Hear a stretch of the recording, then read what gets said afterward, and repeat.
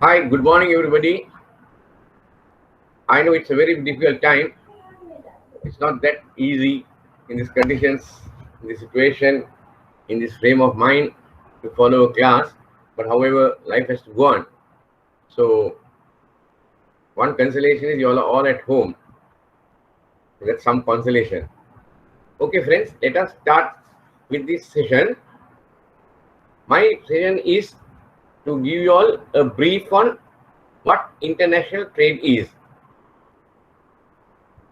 What is the basic things about international trade? International trade is a very wide subject. So I will not be able, in the sense that what the focus in this session, in this your course of yours, is that I have to give you a brief on what international trade is, not not in detail. But there are certain areas that you as a banker will require to know wherever you may work, because opportunity for an international trade business is not restricted to a particular area. So you say that some might say, okay, international trade, the ports are in Colombo, ports are in Hambantota, those are the areas that require international trade. But however, that's not the case really. Trade opportunity can come to you from any place, right? Any part of the country.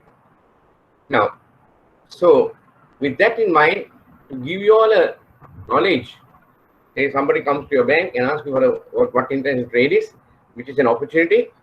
With this session of mine, I have no doubt that you will be able to make use of that opportunity and capture that business or whatever you're doing. With that, that is the focus of my lecture today. Now, going on to international trade is also a type of trade. So, what is trade? Trade, you might say, is buying and selling. Okay. Let us keep to basic knowledge, and I'll try to impart not to be too technical so that you will understand better. We talk in all simple words, right? What is trade? Trade is what you have, you are trying to give to somebody and get something in return, right? That's what is trade. You give something what you have. Say if you have, just for example, if you have 10 shirts and you find that you have only 2 trousers, you might as well think, okay, for me 4 shirts are enough, and you might use a 6th shirt to somebody in exchange for another 3 trousers or so. You are trading, right? Understand? So that is basically what trade is. So when you say, why do you need trade?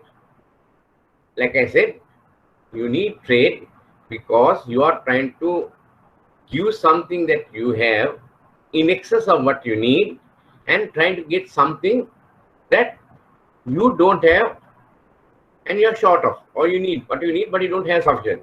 That is what basically what happens in trade. Of course, money came in, all that economic side, let us keep for the moment. So the need to trade is that you want to give something in excess that you have, and then you want to take something that you are short of. Say even trade begins even at home, from the start at the home. Say those of you who are married, or even normally your mother, father, whatever. See, when you ask your servant, what do you have? What don't you have? She'll say, sir, I don't have rice at home. Sir, I don't have flour at home. Right? Now what are you going to do? What you do is, you see, what do you have? Okay, I will go to the market, and because what you have is, you have money in your cupboard, but you don't have flour and rice. So you go to a shop and ask him, I want to buy some flour and sugar. What do I need to give you? Normally, if you say, I have got 2 shirts, can you give me a kilo of flour? He'll not say no. So there is some commodity that he will like to have, which he is willing to exchange with. So that is what you call this money. So money is also like your shirts, like your trousers, is also another commodity. So, but that is a commodity he is willing to change with you to give you a kilo of sugar, right? So then you have money at home, but you don't have flour. So you go and give the money, and then what you do? He takes the money and gives the flour. So that's a trade. You had something excess at home, that you had money, but you needed flour, so you gave the money and took what you needed. That's what you call trade, right? Basically. So basically in trade, what you're trying to do is, you're trying to trade and get something what you have in excess and get something that you need. That's what you call trade, basically, right? Now, in economic terms, say trade is with a motive to profit and all that. It does not go to too much of economic theories. Okay, it's a view of trade. You do trade, buy and sell, then you must have a profit. No, this is not necessary to go to that level, but that is not in the focus of what I'm trying to say. What I'm trying to say, why you need to trade. Okay, then what is the difference between domestic trade and international trade? Now, in domestic trade, what happens is, when you say domestic, it is basically an English word, it's a normal English language. Like some people say, do you have a domestic at home? Which means asking whether you have domestic means home worker. Do you have domestic maid? Domestic means home. So when you do trade, when you do the buying and selling, like I told you, within your country, okay, then that is known as domestic trade. That is, you're doing within your country. Now, say suppose you're doing trade with another country or other countries. Understand? Then you call that international trade. Basically, there again, it is English. It is saying inter, right? Between, national, nations, and trade. So, international trade. So now, as far as this slide is concerned, you knew what is trade. You knew what is the purpose of trade. You know what is domestic trade. You know what is international trade, right? So what I'm trying to say is, the international trade, similar to the simple thing that happens at home, where you go and give something in excess and then you want to get something you want, it happens between countries as well. Like for example, maybe you are in Sri Lanka, right? Then you want to get some item that you need for the country. Okay. Now, if it was a session in the class, I would ask you name some item that we need. Now, in this session, I can't do that. So I'll tell you what it is. So, for example, it will be, say, you want oil, right? You want petrol. So you will want to do it. You will want to change. You go to a country like that country, and say, for example, Saudi Arabia, and tell them, look here, my friend, I need some oil. But what I can give you is, I can give you some tea, right? Now, I just want to tell you about, sorry, right? I want to tell you, so you will wonder whether, is this the way trade is done? We give oil to we give tea to Saudi Arabia, Saudi Arabia gives us oil. Oh no, what is this dollars then? What is dollars doing here? Why, what is this about dollars they're talking about? Right, I'll just touch on that a little, okay? It's like this. What happens is, now when you want to go and buy oil from Saudi Arabia, okay, the Saudi guy says, okay, I can give you oil. What can you give me? He will say, I can give tea. We will say, I can give tea. He says, no, my friend, you know, tea is something that we all get from other countries. You get Kenya, we get all the countries. India, wherever we get these teas. So, I don't want tea. Then he asked him, no, I need oil. No, I have tea. What else do you need? What do you want? He said, there's another commodity. Do you have it in your country? What is that? That is dollars. Okay. Dollars means foreign currency. Yeah, what I'm trying to say, I'm just saying one currency. It can be euro, it can be Japanese yen, it can be pound sterling. Let us not talk all about all those currencies. We'll just stick to one currency, that is US dollar. So the see how the guy is asking, I don't want tea, but if you want my oil, I can give you oil in exchange for these commodities in your country where you have this thing called dollars. You'll have. I see, I see. So you will give me oil only if I give you dollars, huh? Right? Okay. Then you know why this is? Because this Saudi guy, he wants to buy some cars from, we'll say, Japan. Say Toyota cars, what he wants to buy Japan. Now he goes to Japan. That's how the guy say, I want to buy some cars. Can I give you? I can give enough of oil for you. Our country has petrol. I can give you any more oil. Can you give us this cars? The Japanese guy says, no man. All the other countries have flooded me with oil. I have got too much of oil. So I can give the cars, but oil is a commodity I don't want. Then he'll ask him, what do you really want? Then the Japanese guy says, you know the thing called dollars do you have? If you can give me dollars, I can give you cars. Oh, I see. So you won't give me cars till I give you dollars. Right, okay. Now why did the Japanese guy say that he wanted dollars? He said that because when the Japanese guy went to Hong Kong, say to buy some toys, right? We say toys in Hong Kong. He wanted to buy some toys. So Japanese guy went and said, told the Hong Kong guy, I can give you cars. Can you give me some toys? Then the Hong Kong guy says, you know, we have countries full of cars, right? There is a lot of traffic jam in the country, right? The worst traffic jam you get in Hong Kong, okay? So therefore, we don't need cars.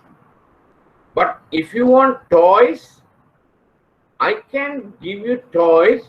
Say, can you give me a thing called that other commodity, popularly known as dollars? So the Japanese guy says, oh, so you want me to give you dollars for you to give me toys? You don't want cars. Right. Okay. Now to see what happens. Why did the Saudi guy want dollars from Sri Lanka? Because he can go and give those dollars to the Japanese guy, and the Japanese guy will give him the cars. Why did the Japanese guy want dollars? Because if he gets dollars from the Saudi guy, he can go and give those dollars to the Hong Kong guy and get toys. You know, this commodity called dollars or currency is a bit of common medium of exchange. Right? These are things that you can use to buy things. Each country gives it. Okay, you give dollars, I give this. Like a common medium of exchange, the currency, right? So Sri Lanka also, to buy oil, needs to have some dollars, right? Understand? Now, how do we get dollars? What is dollars, right? Dollar, as you know, is a currency. Now, from where do we get dollars? You know, this international trade means, right? It involves import and export. Okay. Now, import means when a person, say Sri Lankan, buys something from another country. Okay. Say the oil, I told the oil. When the Sri Lankan is buying the oil, what happens? Oil comes into the country, right? Sri Lanka gets oil. And what does Sri Lanka do? We'll say Sri Lanka has dollars, and they will pay the dollars to the Saudi guy. So oil comes in and dollars go out. Okay. I hope that is clear. sorry, unfortunately, I don't know the expression I can see, but I trust your it's clear. So the Sri Lankan, if he has dollars, he will give to the Saudi guy and get oil. So what came in? He got a commodity in. That is, he bought. He initiated. He wanted the oil. So he said, bring me oil. Give me oil, I'll give you dollars. Right? It's not the Saudi who said, you give me dollars, I'll give you oil. The initiation was from the Sri Lankan. He wanted the oil. He said, okay, give me oil. And what do you need? And he gave what the Saudi guy wants, dollars. Similarly, if Sri Lanka wants to buy some cars, there again, what will happen is, the Japanese guy will say, you go and ask, you are initiating. You're telling the Japanese guy, I want cars. So you are buying, you are offering to buy. So the Japanese says, yes, I'll give you cars. You give me dollars. Right? Again, cars are coming into the country and dollars are going out. Right? Okay. So if Sri Lankan wants to buy toys, he goes to Hong Kong. He says, I want to buy toys. You don't go and say, I want to export. I want to give you dollars. Tell me what you can give me. You don't say that, no. You say, I want to buy toys. What do you want? Hong Kong guy says, I want dollars. Right? So there again. Now you see, when a transaction initiated from Sri Lanka, okay, and we want to get something down for us, what we need, commodity like that, like cars, oil, toys, goods are coming into the country. So that is what you call import. Similarly, we are having tea, right? What are the, we have so much products. We have, but we can give others. We can say example, for example, take one example, tea. So somebody from Dubai comes to Sri Lanka and says, okay, my friend, I need some tea. Okay, what do you want? Then Sri Lankan will say, okay, you want tea? Okay, I will give you tea, but in return, I want some dollars. So that if he is importing a car, he can pay the dollars to the Japanese guy. Right? Remember I told you? So now here what is happening? In this case, the Dubai guy is asking the Sri Lankan for tea, right? And he is willing to give dollars. So what we are doing is, we are sending the tea out from our country and getting in dollars, right? So when goods are going out of the country, you call that export. Again, it's English. Exiting the port, right? Is going from the port, going out from the port. So export. Like when you see, when you go to a theater hall, right? All the door entrances, you get a board in red.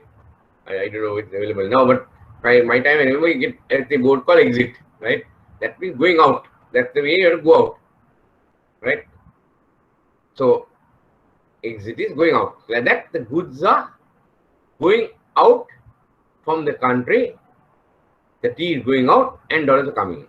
So when goods are going out, that means basically what we are doing, we are selling, right? Instead of rupees, you are getting dollars. Then that is known as export, right? I know you all are a bit confused in finding out. Okay, if you say it is export, right? Then the next thing you are going to ask me is, if something comes into the port, right? Why is it not known as import?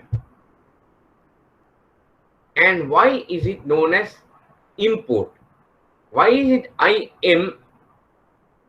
IMPORT and not INPORT? If you can have X going out, exit as export, why not say in as import? Right? Now that is something I have not been able to answer, frankly, right? But I just just think that my logical thinking is, I was looking at the keyboard, right?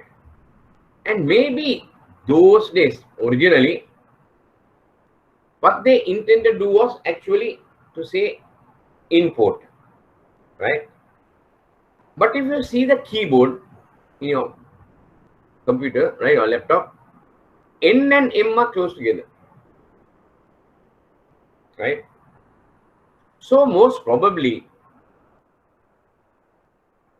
the person who want to create the word import may have accidentally typed the word M. And from that day onwards, it is known as import.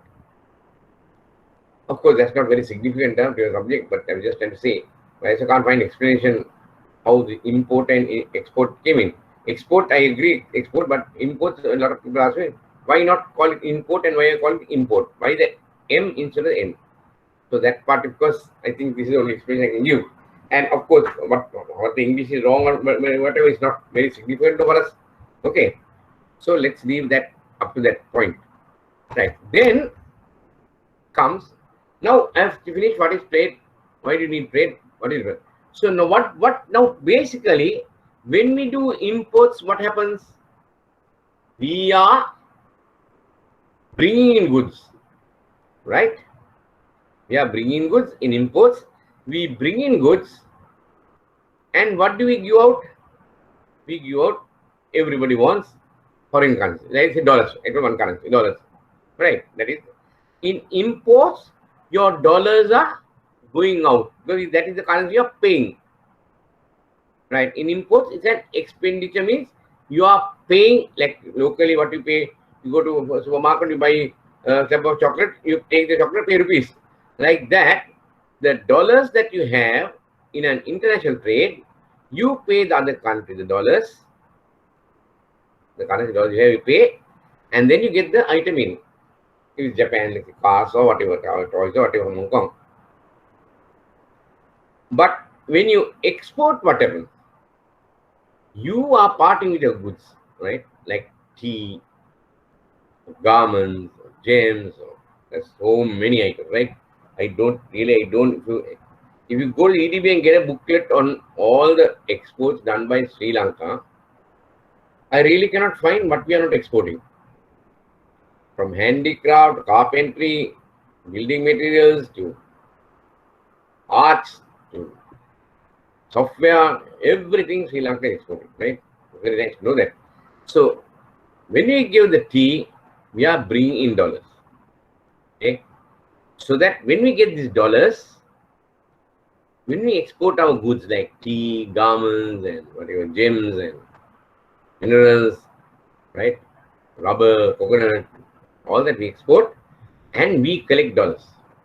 Now with these dollars, when we earn these dollars, it helps us to pay for our needs. What we need, like oil, medical requirements, like now like the vaccine or whatever, right? These things we can pay for because we have dollars. So when you import, you spend dollars, and when you export, you earn dollars. Okay, that is what you call international. Now you know what is import and you know what is export, right? Now let me put in some statistics for you to see. You know, this international trade, there is no country in this world which can manage within their own resources. Every country has to depend on another country for something, some of their needs, whatever some need that is they need. So this business of international trade is not confined only to Sri Lanka. It is a international occurrence, a trade that takes place. It's a global activity. It is happening globally, right? Unlike say personal loans or something like that, pawning or something that are local, right? But this is the business of international trade is a global activity. Everybody, every country is involved in this trade. So that's why I say this being a banker, and I said this opportunity for an import or an export is not confined. When anybody thinks import export, they think about the port, only the ships and planes. No, it's not confined to Katanaka. Nor is it confined only to Matara, nor is it to Trincomalee, nor is it to Colombo port, right? It can, the requirement of import can occur from any part of the country. And if somebody wants to do import export in some part of our country. So on that basis, and the basis that it's a global activity, I believe that this subject of international trade awareness is very important to any bank. In whatever work you may do, as a banker, you need to know what this international trade is. As you know, you may work in one branch today, tomorrow you might go as a head of another branch, and then you might have opportunities to have some importers, exporters. It may be Kandy, it may be Gaul, it may be Anuradhapura, it may be Vaunia, it may be Ambantaka, it may be even Bandaral, Badulla, whatever, right? So therefore, you need to, one thing you need to know this international trade is, because it's a subject, it's an area that you may be exposed to wherever you are in the country. Second thing is a global activity, and therefore you need to know what the, as a banker, you need to have an awareness of what this international trade is. Having said that, now this subject you are spending today is a tough day, right? I know you are relaxed and you are relaxed and in your houses, right? I can see some of you. No, I can't see anybody, but you all can see me. You are good to be relaxed at home, listening to me. Now this international trade, like I told you, you need to, you are doing a subject. Today you're coming here, you're going to spend 4 hours. Then you're going to spend another 4 hours next week. Now, for you, for anyone, of course, this is part of the syllabus you need to know. That's not the main thing what I'm trying to say. What I'm trying to say is, this subject, when you're doing a subject, you need to be a bit satisfied. Is this a major subject? What is the talk about internet? What is the volume? Sri Lanka. What is it? Is it a big business in Sri Lanka? Or is it just a small business? We are just doing it because the syllabus is covering it. Does it matter? Am I spending my time half a day here just to listen to a small, insignificant area of international trade? So, for you to be more interested in the subject, you will only like it if you think that, oh, it is something substantial. It is something quite wide subject, right? It's people are active in this business, this trade. People are very active, right? And forms a good part of our economy in this trade. It's quite a big business activity. Therefore, you'll be interested, right? That will be interesting. Of course, like I said, the bigger the activity, the more volumes that you do, you as a bank also, it will benefit you in your incomes, bottom line as well. So more trade business you do, or you might think trade business is only about 1/10, not even 1/100th of my income, right? So do I need to do? No need. I don't need to know this, right? So like that. So it helps for you. The more business you do on this, more income comes. Secondly, you will be also convinced to know about the subject only if you know that that person who is lecturing to you has some knowledge of the subject, right? It's very important. Knowing your lecturer, what is at least a basic knowledge of him, is important for you to be convinced whether this guy is able to impart this knowledge on the subject. Maybe just awareness, of course, but this guy has this substance or what is the experience. So I just tell you, as you all have seen my name in your list or whatever showing who is doing the lecture. I joined the bank in 1978, okay, as a bank clerk. Unfortunately or fortunately, I don't know. I've done a stint abroad. I worked in about 3-4 banks. One stint was I did in Saudi Arabia. I worked for HSBC for 11 years. then Sri Lanka. Altogether, 78. I retired in 2015, right? So 78 will be almost 40 years, right? I was not that fortunate to get a very good exposure on banking, to tell you the truth, right? I was not having the lucky role of being working in a branch where you are exposed to every part of banking, from the security guard, cash, this, that, loans, everything, right up to the tea room of the branch, right? Right, even toilets, if you're a man, you're in that also. My case, I was not exposed to that. That trade went off. So my total 40 years has always been doing international trade. I know you must be thinking, oh my God, what a boring thing must be for this guy, right? But international trade is so diverse. Every day there are changes, there are new things coming up, right? So in my case, I have been always being involved from 1978 as a bank clerk right up to the time I retired from HNB as AGM for international trade and finance institutions. Again, AGM international I was. It has always been trade, whether it is credit on the operation side or the credit side. As a relationship manager, my involvement was in trade. I started my career in 1978 at Commercial Bank. Then worked up to 2000. Yeah, I worked about 13 years there. And in 1993, when I moved from import-export operations to, again, I moved to trade department and credit department to do facilities. There again in the foreign branch, doing import-export facilities, right? And in 1993, I went to Saudi Arabia, that is to HSBC. I worked there till 2004, again, head of trade. And came back to Sri Lanka in 2004, joined HNB, and there again involved in trade, and retired as AGM International in trade and FI. So you can see my whole career has been on international trade.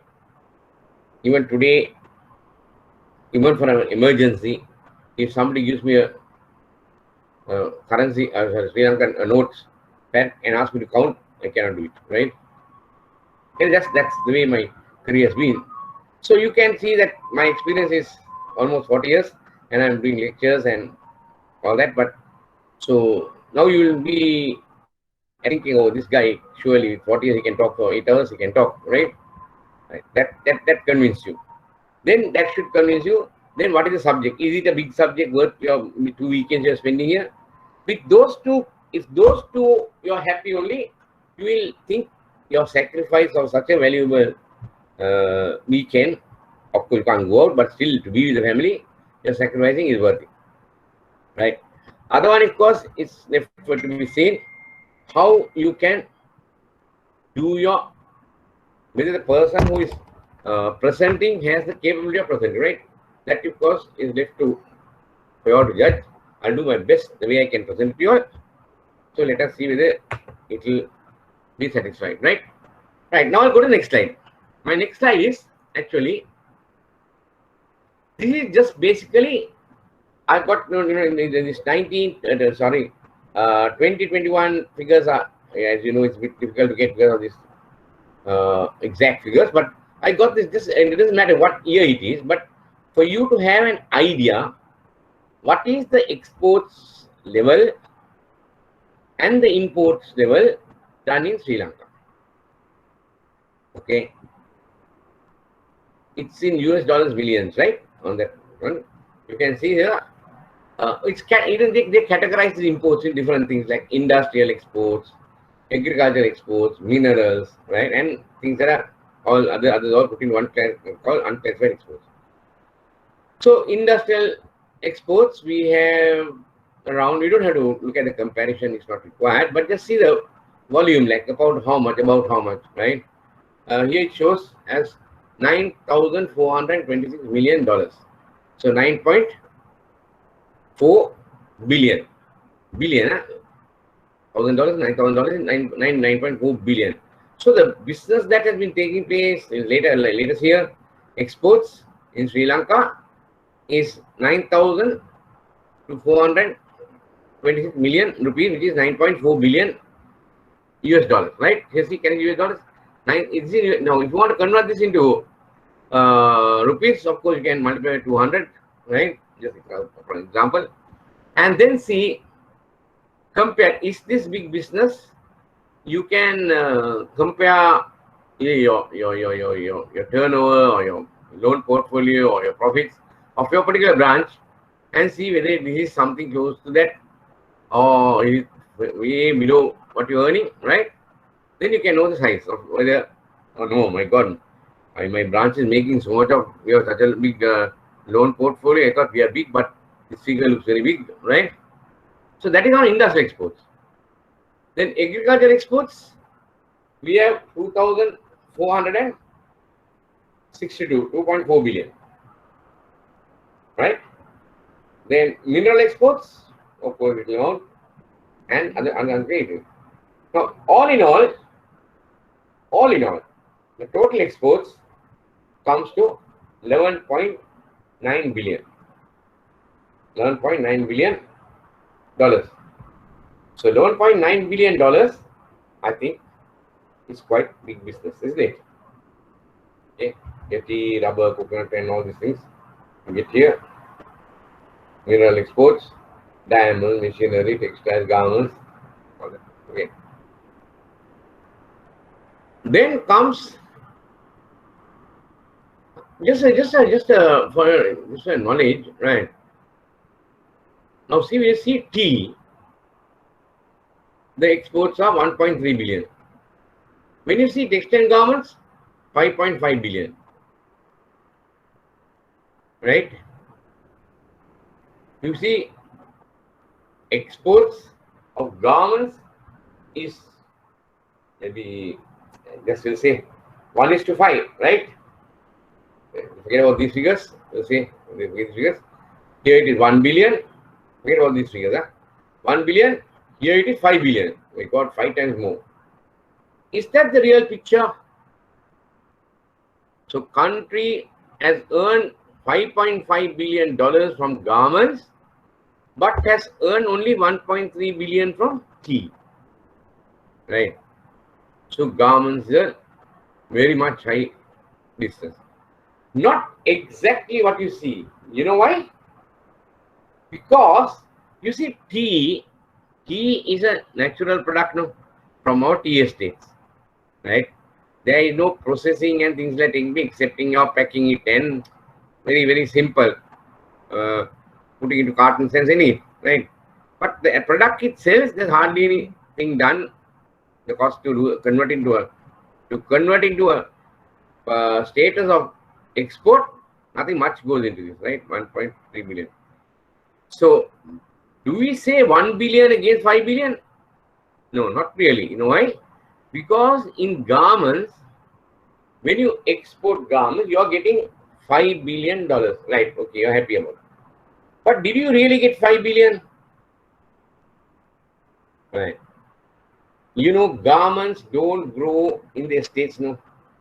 We don't go and pluck garments, okay? And you don't get a tree producing trousers or another tree producing shirts and just pick it like tea. No, we don't.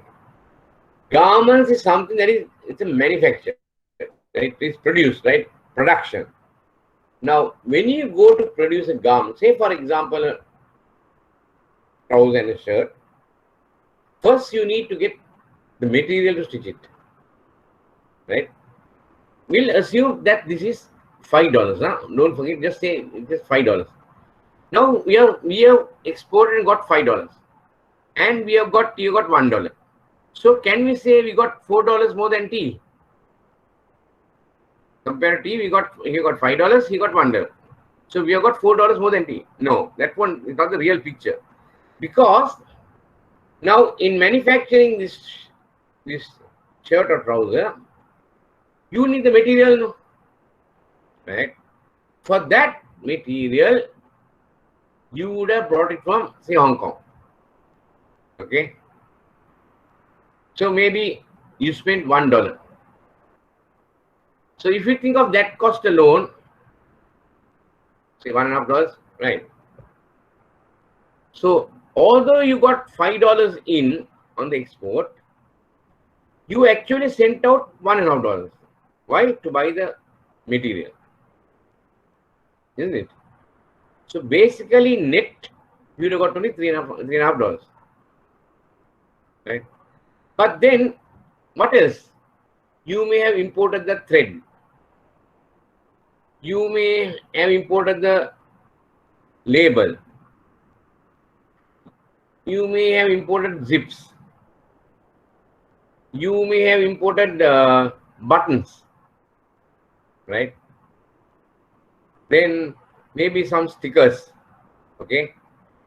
So there is, although we got $5 here, although $5 came in, by the time the $5 came in, maybe about $3 would have gone out for the material, for the thread, then for the zip, the buttons, and maybe lining, thickness for the collar. So you see, by the time you got the $5 on the garments, you already sent out about $3, you say, right? $3.5, you say, okay? Assume. So basically, what did you get? Actually, how much dollars you get from garments? If you say, assume this is just $5, only $5, right? You'd have got only about $1.5. Almost similar to tea. But tea, the expense that goes out is hardly anything. It's our product from the estate we get it. So can you see? So at first glance, you will see, my God, $5.5 million has come from 5.5 billion, whereas we got only tea 1.3 billion. See how much dollars it has earned. Government has earned us 5.5 billion, whereas tea has earned us 1.3 only. But do you realize, although we got this 5.5 billion, okay, actually $3.5 billion would have already gone. $3.5 would have already gone, and the net inflow of dollars to the country would have been only about say $1.5. Okay, and just I'm showing an example, right? Now don't contest me that that's not the costing, and maybe some of you all have your parents or your brothers may have garment factories and all that, so you might say no, costing is wrong. But just my principle and show is that although garments look like this, natural products, this, and how the difference in income, right? So out of the now come back to the point. In total of exports, we made $11.9 billion. $11.9 billion. Right. Now I think this is exports. So what does it mean, exports? All these items that we sent out, we sold, and the dollars we got in. Okay. Now let us see what are the items that we brought in. We bought, right? What item we buy? By way of buying, how much did we do it? Which means import, and how much did we spend?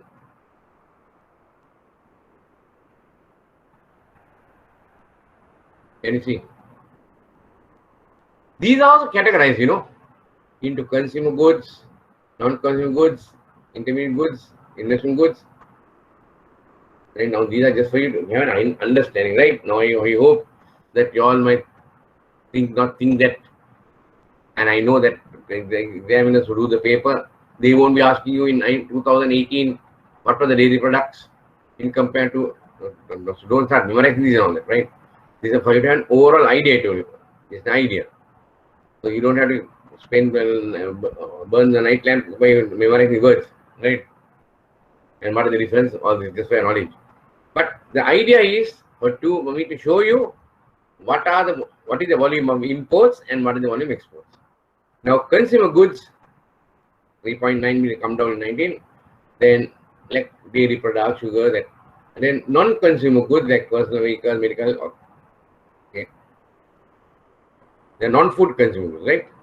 Then there is intermediate. These are for like quill and textile. Can you see? Right? Fertilizer, then machinery, equipment, all this. So all that has come to 19 billion. Now, if you remember, what was our export figure? Our export figure was 11, right? 1.3 or something, and now we are 19.3. So you see, our import figure, we have bought more than what we sold, isn't it? We have bought more than what we sold. Okay. See, 19.9 billion is our expenditure. We have spent and we have earned only 11.3 billion dollars. You see, this is a common thing, no, even you and I, right? And now I'm retired, so I don't know, I don't answer that now. Most people, say, if your salary is 1 lakh, right? You earn 1 lakh. By the time salary day comes, you have spent 125. The balance 25 borrowed temporarily from a friend or something like that, right? Very rarely I can find people who earn 1 lakh and spend 75 and keep 25,000 for a rainy day. You know, I have never been there, right? Whether I worked in Middle East or whether I worked in Sri Lanka, I have never been there. So don't take me as an example. I'm not a very good example in that, right? So majority of things in the country also, they earn 100,000. If they earn, they spend 125. So this, if all the people, majority in Sri Lanka are doing that, what has the country done? Countries have done the same thing. Earning 11.3 billion and spending 19.9 billion. Okay? Just like us. So we are like that, all put together, we are in the same way as country. So is this a good situation? Is it good to be spending more than earning? Right? Okay. Now you know that. So this is what the situation of the Sri Lanka. Now what is the volume if you put together? That's about 11 point, this is about 12, 29, 30, okay, over 30 billion dollars, right?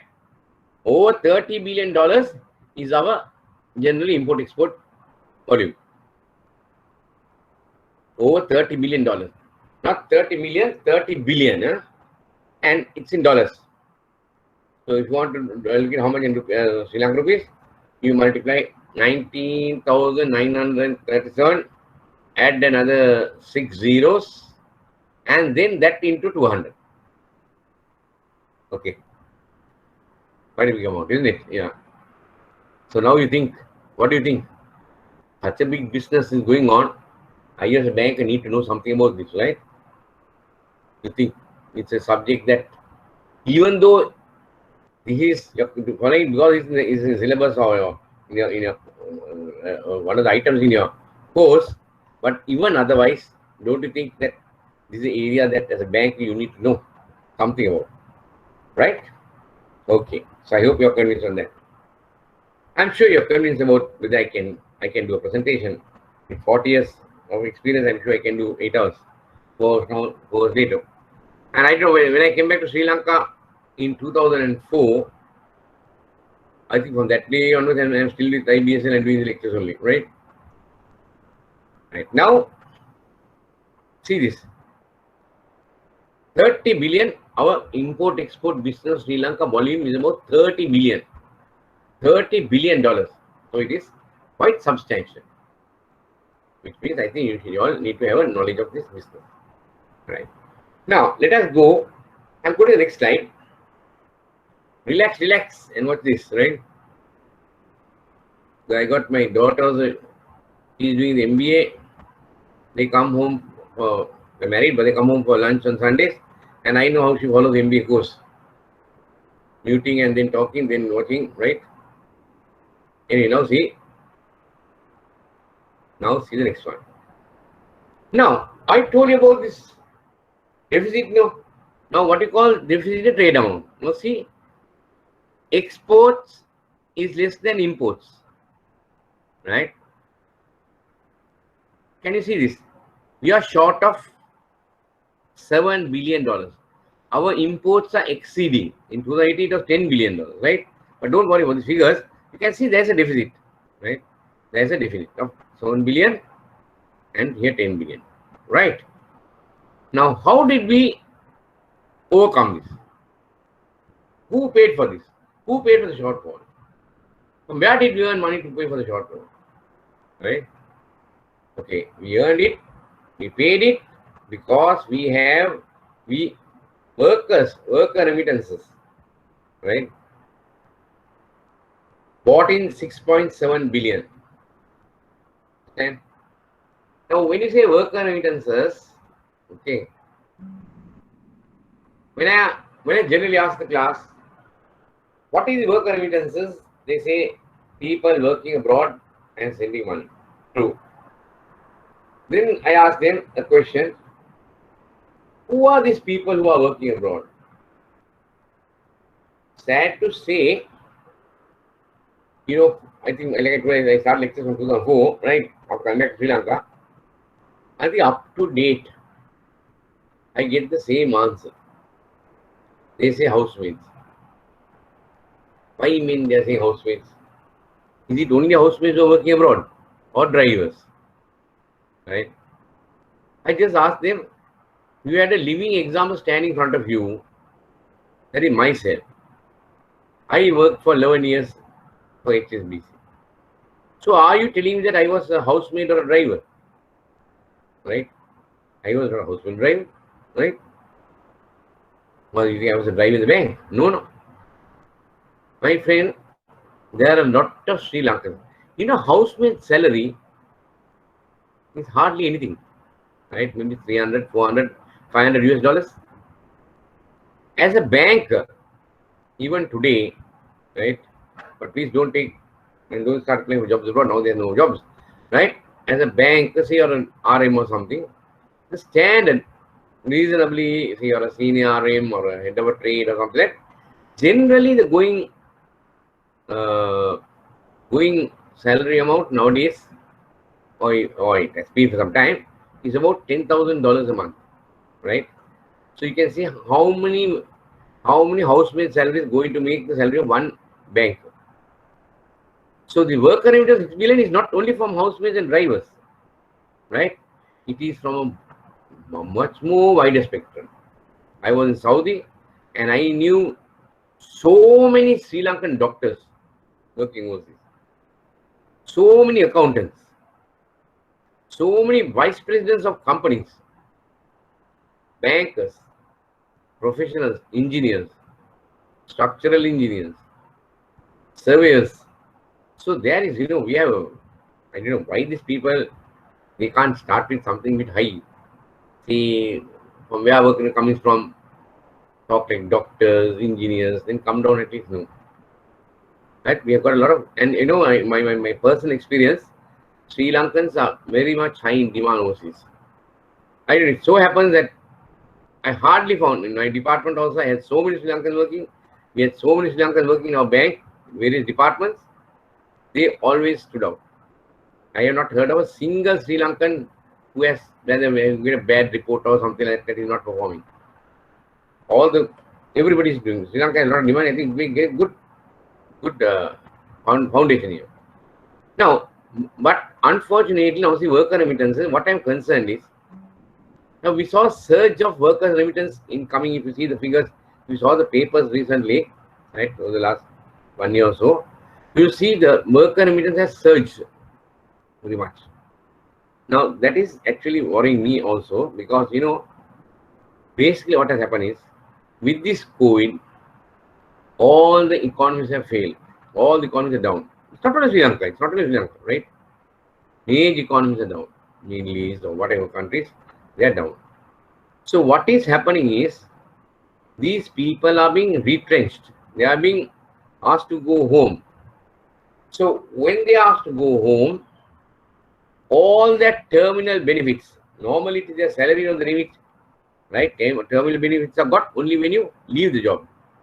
So when they are paid their terminal benefits, lump sum, maybe $100,000 or something like that, or some to that extent, That is a terminal benefit. Those are the monies that has come in the last 1 year. Because this means that these people won't go back and they have no jobs. But that is actually really a worrying concern. How the job opportunities are going to be in the future for us. See, $7 billion, right, is a massive amount, right, compared to our, to say 30 billion, our trade, 19 billion import bill, contributing 7 billion to that, right, is almost 60%, or sorry, about 45 to almost 50%, right? Like say 45%. So what I think, so I'm thinking, right, if these, when I saw the surge in the remittances over the last few months, it really gives a little alarm, which means that I know so many of friends of mine who work with me, they have come back for good, right? They're not going back. And so many will come back because there are no jobs, their jobs are terminated. Now we are very happy, the remittances are high, but then what will happen in the next 3 to 4, 5 years? Right. So that, coming to this point, 6 billion was on worker remittance, right? Then tourism. God. We had 3.5 billion, but now tourism is, the government is trying hard, all the effort to get something done. And they have to, it's like walking on the edge of a knife. They have to see that the pandemic is not affecting, tourism is not affecting the pandemic in this country. Then they have to earn the money, right? You know how the hotels are now working, how the moratorium that the government has given, how they are failing, right? So when you talk like that, right? When you think like that, it's really frightening to see this tourism. See, these are the ones that are going to bridge our gap. I told you this 7 billion. How are you going to bridge this gap? 6 billion from them, 3 billion. So it's a major bulk. These two areas are major bulk, right? It's a major bulk in these two areas. Who are compensating and keeping us happy for us to import all our 16-inch TVs and our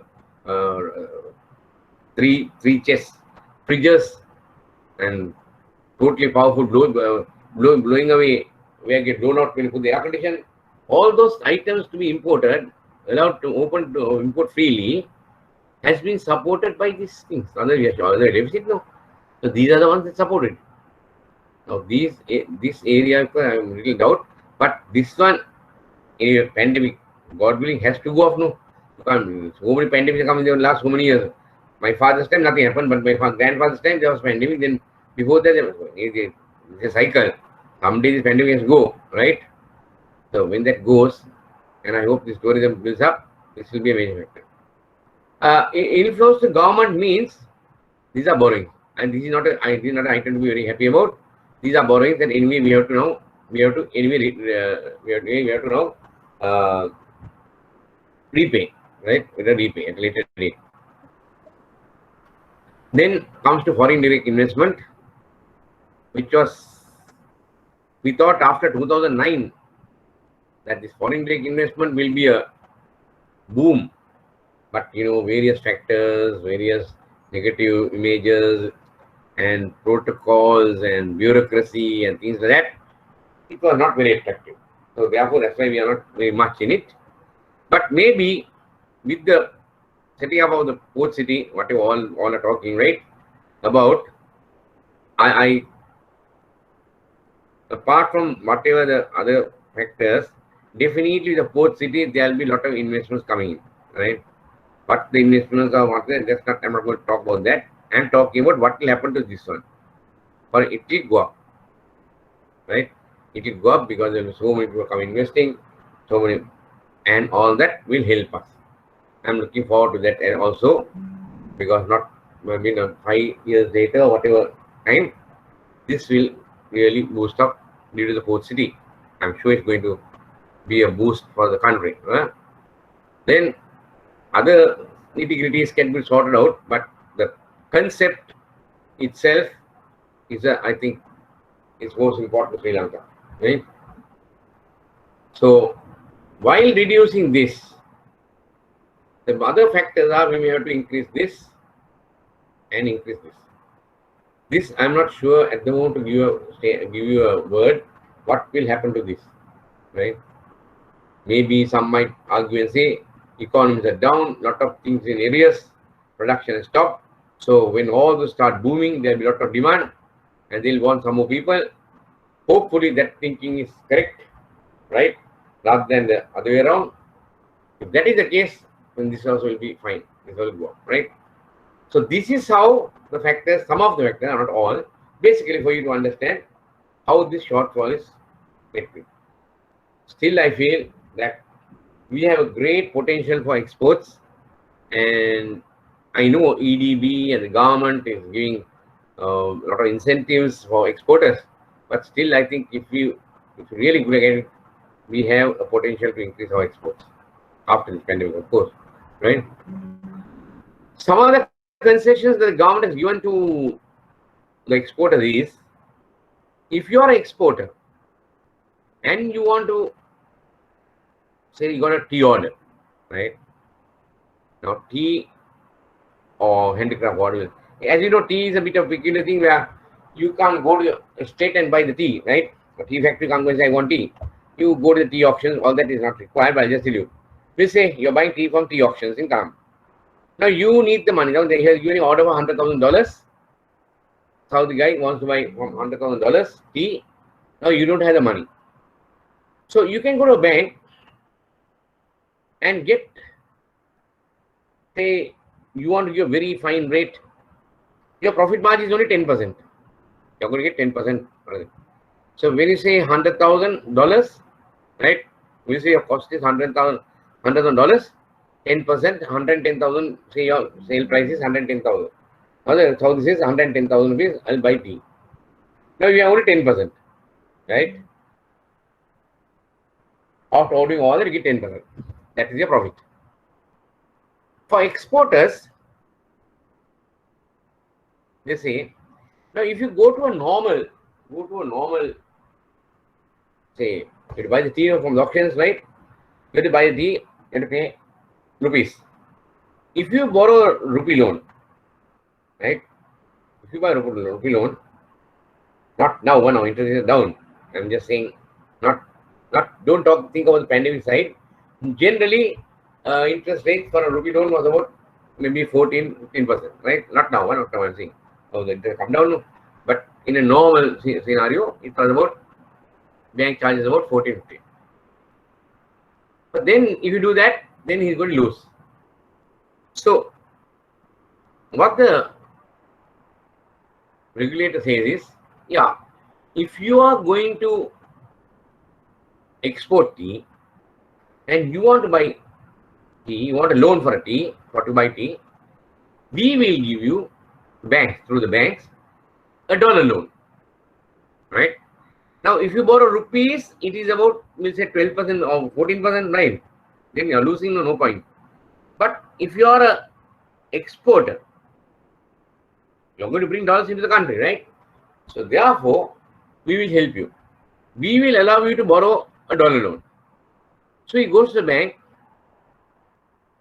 and says, I want to borrow $100,000 to buy tea, which I'm going to export, and the country will earn $110,000. Then the banker will give him a dollar loan, right? When you say dollar loan, the loan is designated in dollars, right? And it's a dollar rate. Generally, dollar rate will say 4%. So if he's paying for rupees 14%, right? And now he is getting a loan for 4%, he still has 6% margin. Okay. So he's happy. So the government gives him a loan. Of course, the loan is designated $100,000. But what he will do is finally he will convert the dollars and pay the tea in rupees. But as far as the loan is concerned, it's a dollar loan.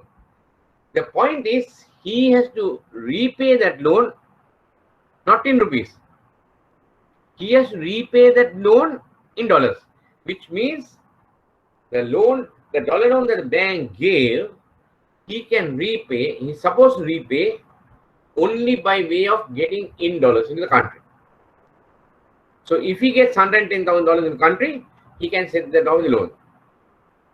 He can't take a dollar loan and pay rupees. exceptional cases where the buyer does not pay or something, they won't come in that area. The principle of the dollar loan system is that we are giving you a dollar rate for you to be competed in the market, but why we are giving you that is, well, you are bringing dollars to the country. So when his dollars, $110,000 comes, he will set off the loan for $100,000 and take his profit of $10,000, right? So that is one way the government is promoting. The central bank has allowed exporters to get loans in dollar rates. Well, they already don't know. But you will ask me why. What about importers? Right? What does importers do? What do importers do? They are only spending. They are only sending the money out. All the dollars that we have is going out when they buy things. Okay. So now somebody comes and says, I want to buy 100 16-inch TVs. Right? I need $100,000. Okay. So when he buys it TV, say from Japan or Malaysia or whatever, what will happen to the dollars in Sri Lanka? Hundreds of dollars will go out of the country. Is it a good thing? And what do we get? We get some nice 16-inch TVs. Smart TVs, right? Netflix, all that, you can put, right? Okay. So is that worth it? So how can, what is the government? Oh, you're bringing down 16-inch TVs. Very good, very good. Countries, $100,000 going out of the country. We want to support you. We'll give you a dollar loan. You pay 4%. Then what happens? Is it logical? Then more people will start importing TVs and more money will go to the country. So for imports, they won't give you dollar loans. You understand? Because dollars are going out of the country. You get the point? Dollars are going out of the country. Therefore, so what should you support? Should you support people who are sending dollars out of the country? No, you don't have to. Right? We are losing. Not to preserve dollars for important things like medicine, food, building materials, equipment. So we must not encourage people to send dollars outside. So if you say you borrow rupees 14%, mean don't worry, you want to bring TVs, I'll give you a loan for at 4%. Is it logical? No. That is why for importers they don't give this dollar loan to them. Only for exporters, because exporters are getting money in. Okay, bring dollars in. Right. Now, having said that, let me show you a slide where global trade. Okay, this is global trade. Global trade means just a few items. This is quite an outdated one. Okay, I can't tell you its reason. I don't want to give false impression. Just see in these few commodities, like 10 commodities that I identified here, what is the volume of import? Now we spoke about import-export trade in Sri Lanka now, right? Now, what is the import-export trade that is taking place globally for these commodities? See, the total volume is global 9 trillion, right? 340 billion, 472 million, 405,000 is the global trade import-export for these products, right? For these products. If they deal in commodities, so much. So you just can imagine how, if you convert this into Sri Lankan rupees and another not 2 knots, I am not very good at it. It may be, if we had 2 knots, if I am right, it will be 900 trillion.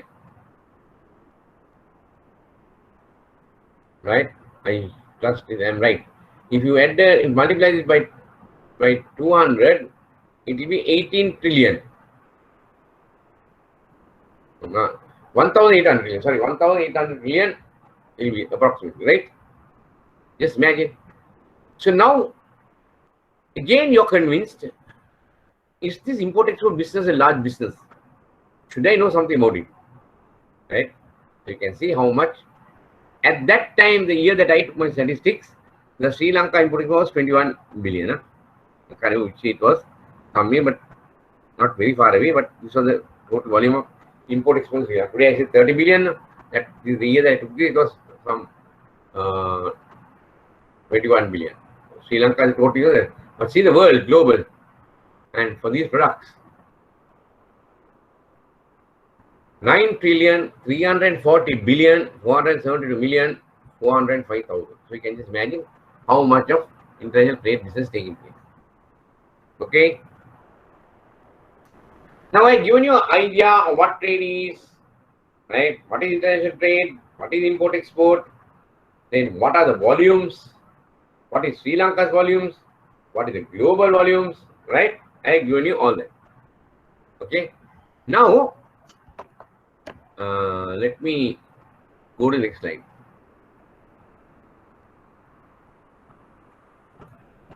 Right. This is also generally always spoken about topic, right?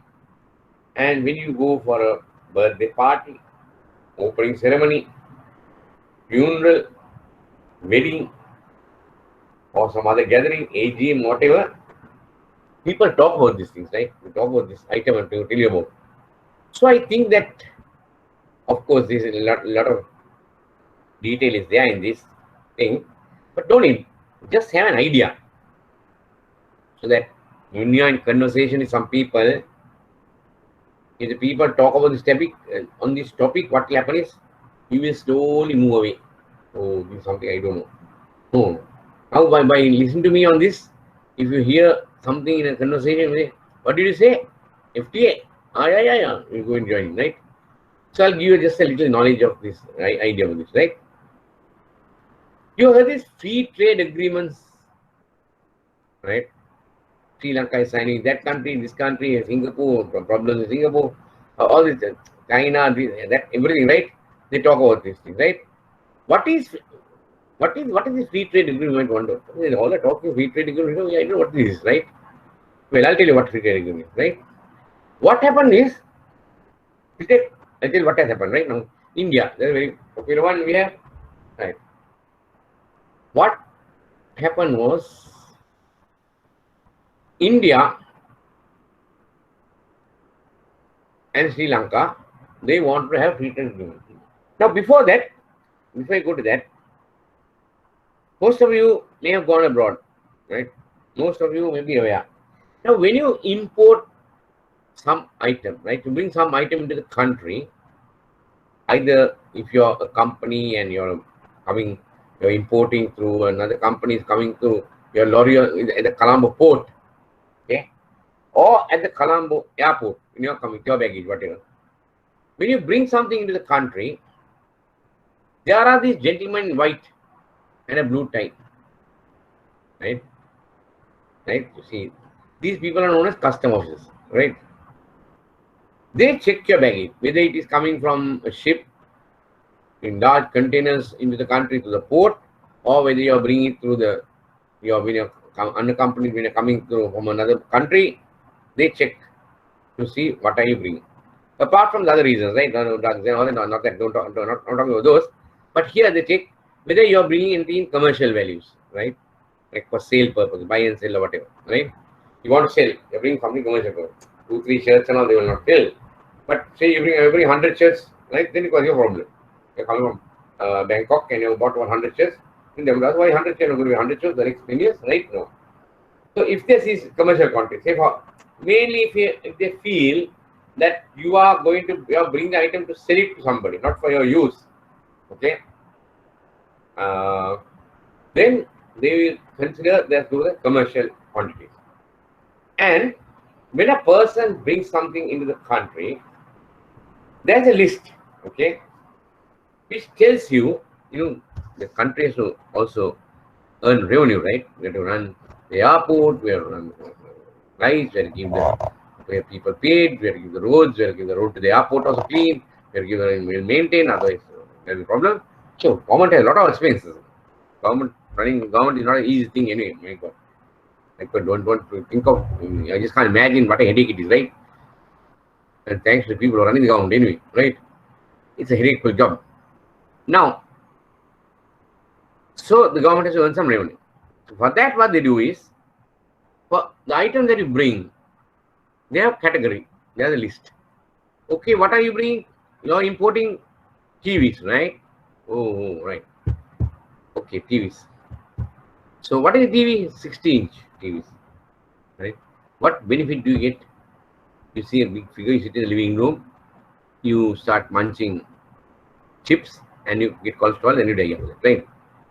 So is it a worthy thing? Is it worthwhile? Can't you see this same thing in a 20-inch TV, right? Okay, even now in my office room, I'm sitting in my office room, I have a small TV on my table, I watch the news and all that there, right? So same thing what I see here in my living room also my family sees, right? Although that may be big TV. So then let that for particular items, they say, look here, Sudha, how much is TV? $1,000. Oh, then yeah, this is a bit of a luxury item, right? $1,000, it's a luxury. 200,000 rupees for a TV, no. Then we're not telling not to import. You're not banning it, right? Of course, there are certain items banned, you can't bring to the country, but these items are permitted. Yeah? You pay will you about 20%, 30% duty, right? 30%. That is called a charge.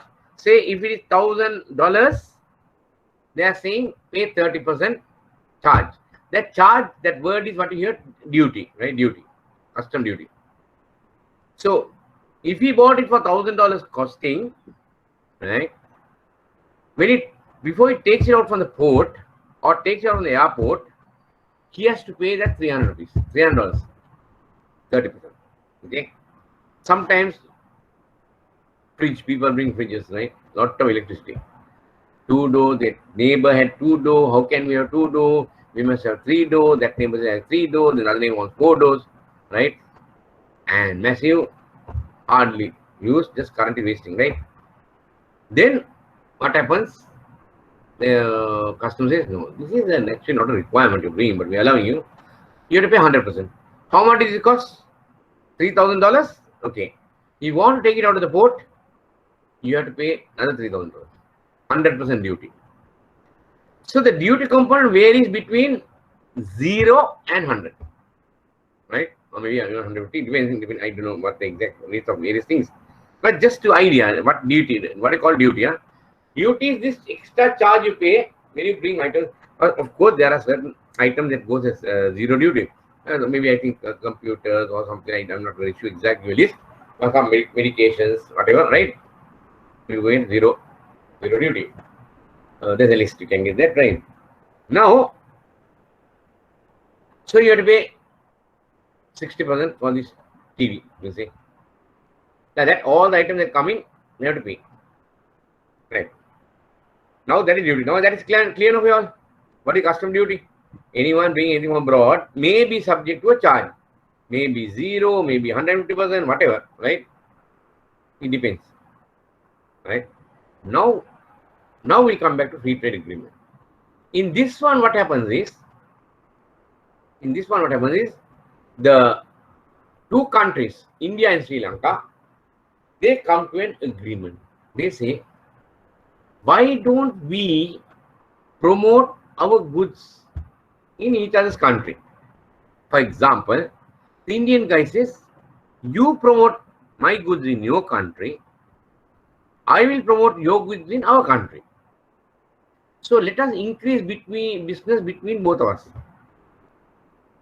Right? Let us increase business between both of us.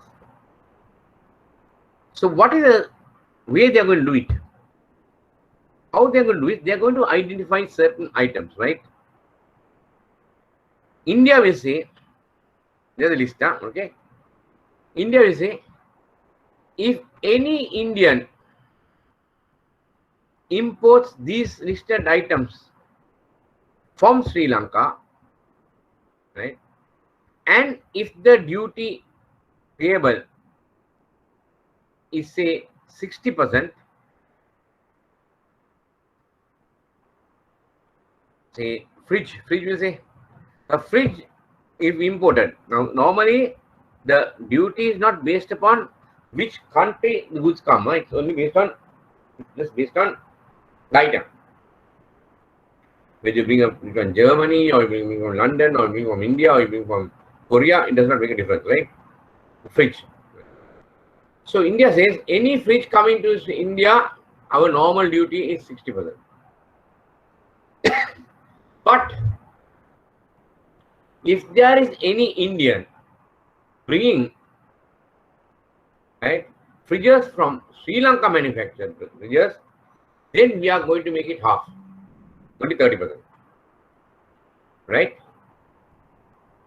Only 30%. Okay, like that.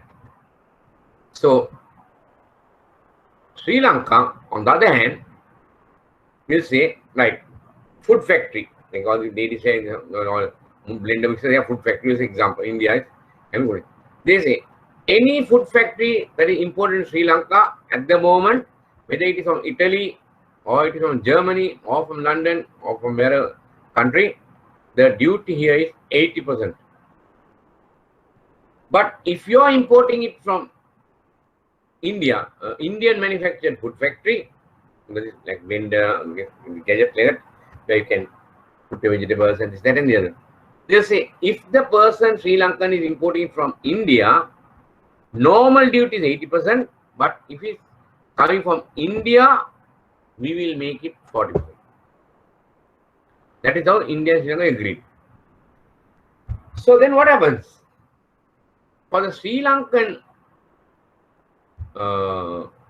businessman, if he imports a fridge from Italy, he has to pay 60%. We'll say, sorry, for a businessman from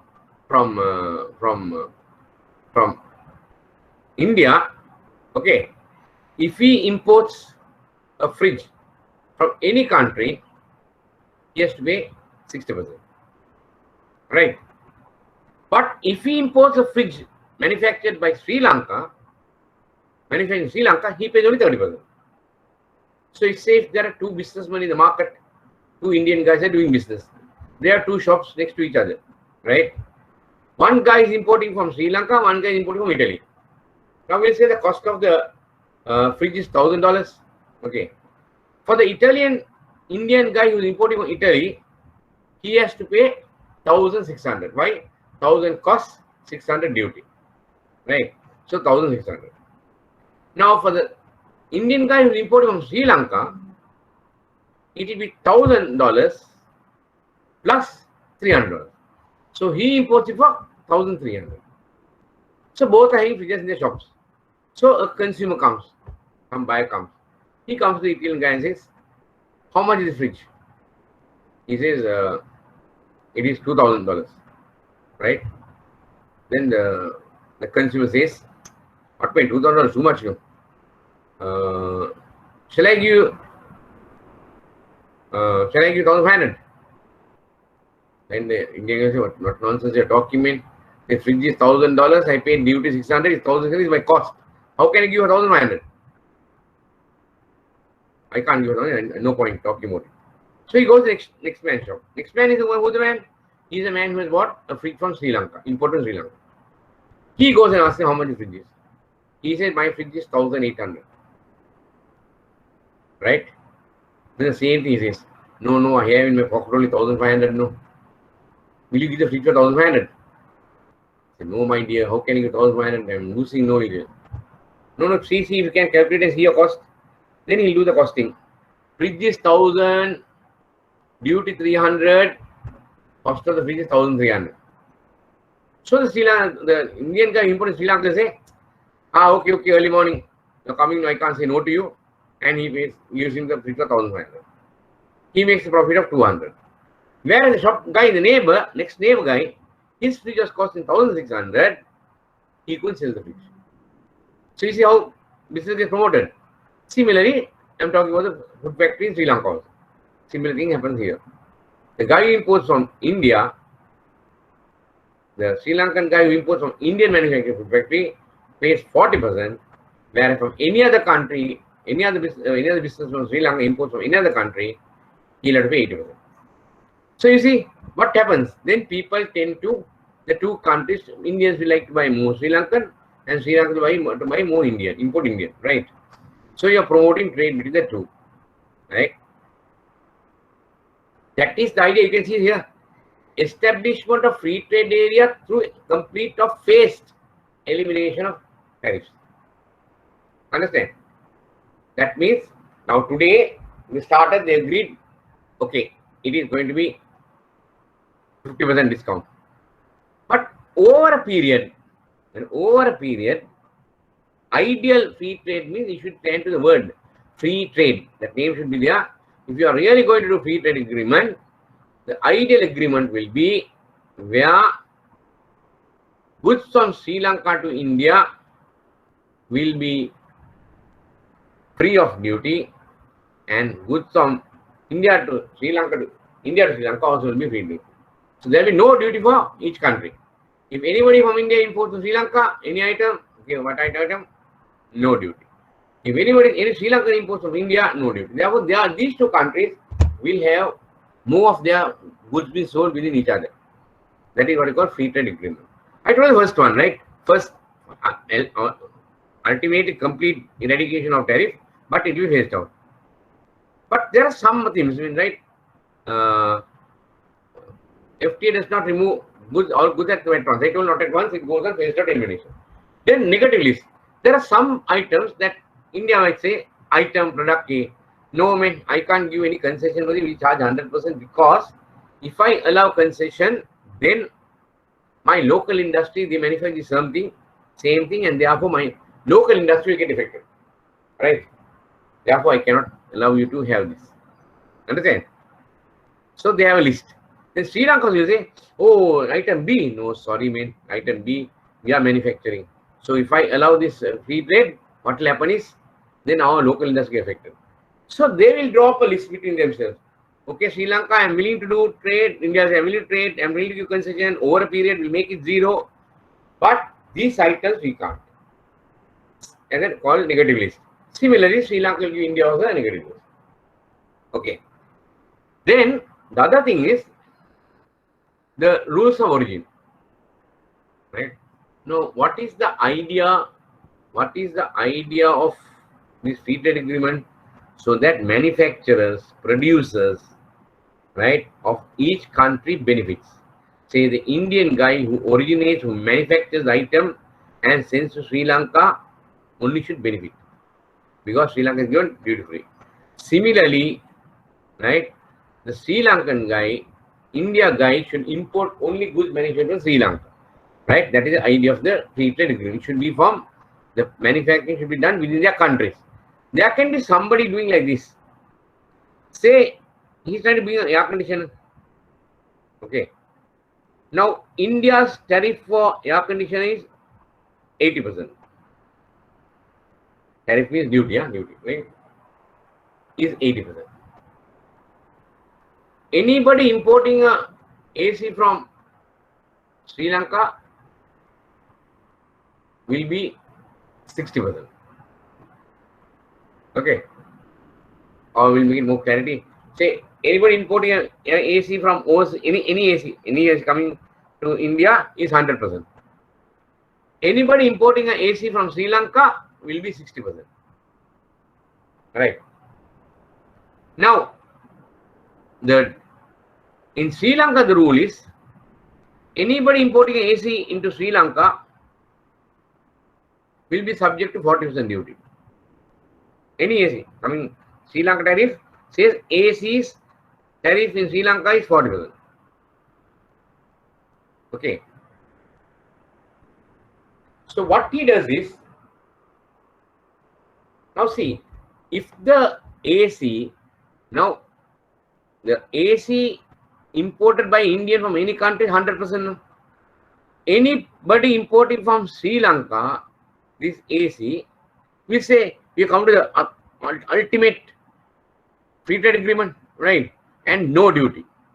Any AC coming from Sri Lanka, no duty. That's how it has gone. The final stage, I'm talking about. So what the Indian guy does is, here's an idea. He buys a AC from Italy, we'll say Germany, right? Or Korea, we'll say, brings it to arrange it through an agent to Sri Lanka. Now the Sri Lankan guy is duty in Sri Lanka ACs are 40%. So he'll pay the 40%, right? And then he will export it to India duty free because there's a free trade agreement, right? So normally the Indian guy would have paid 100. What he did was he got the Korean guy to send the AC to Sri Lanka. Sri Lanka's tariff is 40% when you import, but when you export to India, it is tariff free. So eventually the Indian guys paid only 40%, right? But who benefited? Who's manufacturing benefited? Who benefited finally? Did India benefit or did Sri Lanka benefit? Did nobody? Did Sri Lanka benefit? No. Finally, the benefit went to the Korean manufacturer, right? So that is not allowed. And the last one, rules of origin. You see, right? You can't do that. You can't bring a Korean fridge from Korean AC from Korea, bring it to Sri Lanka, pay 40% duty and send it to India free. Otherwise, if direct import from India means if in India import from any other country, it is 100%. Sri Lanka duty free. That is not allowed. You can't do that. That is why I say they check, the customs will check for all documentation, whatever way they want, to ensure that when they give this, the goods that they are going to allow duty free into India will be originated from Sri Lanka, right? Not they say, don't they now say, example, if you are doing a doll or something like that. So the doll, at least there are certain percent, I don't know the exact percentages, various goods different. We say doll is coming from Sri Lanka, right? The 80% of the doll should be made in Sri Lanka. Maybe you bought the ice from Hong Kong, right? The ice you bought from Hong Kong. Or the hair you might have bought from Hong Kong. That's about 5-10%. They allow that. But overall, 80% of their product should be from Sri Lanka. Not 80%, I'm just saying the example, right? So the majority of the product generally they categorized should be of the country origin of Sri Lanka. Other no point is to promote the goods manufactured by Sri Lankans and Indians. That is why you got free trade agreement between Sri Lanka and India, not to promote the goods of manufactured by other people. I think this is the idea of free trade. We have with Pakistan has signed. So free trade agreement, essence of it is when goods come from that country into our country to their country, eventually it should be zero tariff. That is why they say free trade, no tariffs, right? But this doesn't happen so fast. They phase out. Then also there is a thing called negative list where they don't allow everybody to all the goods depending on the impact it has on the local industry. They'll have say no, not these, not these, right? And the rules of origin. So I think this, what I told you about free trade agreement, is sufficient for you to even if you hear a conversation in your society, you can definitely take part. Right? Right, guys, now that we come to that level, now let me see what is the next one you do. Yeah, these are, now we talked about international trade, very important, very global activity, all that is there, right? But then there are certain risks associated with international trade. Okay, basic risks, and not that I listed 5 risks, right? But all these 5 are not the only risks, right? You have enough other risks. But basically, major risks I put here, which I will discuss after. Shall we have a break for the moment? We'll have a break for the moment, and maybe 10 almost 10:30. Hope you all, those of you had late breakfast completed well. Now I stopped here. Okay. Now my next topic I told you is about risky international trade. Now this will be my last presentation on a more theoretical basis. Okay. In the sense that now all what I told you was information and you absorbed it and you got some knowledge. After this talk on risks on international trade, I will move on to a little more move on to the technical side of trade, okay? Where I think that it will impart you some basic knowledge for you to understand what international trade is about and most probable situations that you may come across in your banks. Right. Now, when I said risks associated with trade, as you know, if you talk about risks, right, talk domestic business, talk domestic trade, you are going to a supermarket, right? You go and park your car, you just go to the walk to the supermarket, you get in, you take a cart, put all your things, come to the counter, pay your money, push the cart to your car and load it and go off. The risk can be that you might overload your cart, things might topple. Maybe when you are taking the goods from the supermarket to your car where you're parked, some another vehicle can come and knock your cart, okay? Or maybe by the time you go and come back, somebody has knocked your vehicle. So a little risk, you know, that normally in domestic trade you get. But let us see from an international trade perspective, what are the risks? You know, there are two types of risk in international trade. One is known as micro risk, right? And the other one is known as macro risk. When I go further, you'll understand these two. Micro risk basically means, say the buyer has taken the goods and not paid the seller, or the seller has taken the money and not given the goods to the required to the buyer. That is what we call direct risk between the buyer and seller, and what we call micro risk. But there are certain risks that should be looked on a more broader perspective, right? Like called macro risks. 5 just basic macro risks are country risk, industry risk, bank risk, fraud, and piracy. Okay. If you say country risk, there's so many factors there in countries you can talk about. Industry, there are so many factors. Bank, there are so many factors.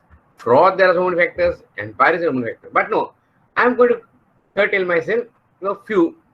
You can later when you're relaxing and think of more risks and things like that. But what I have highlighted is some basic things so you get an idea of what these macro risks are. Right, now let me see.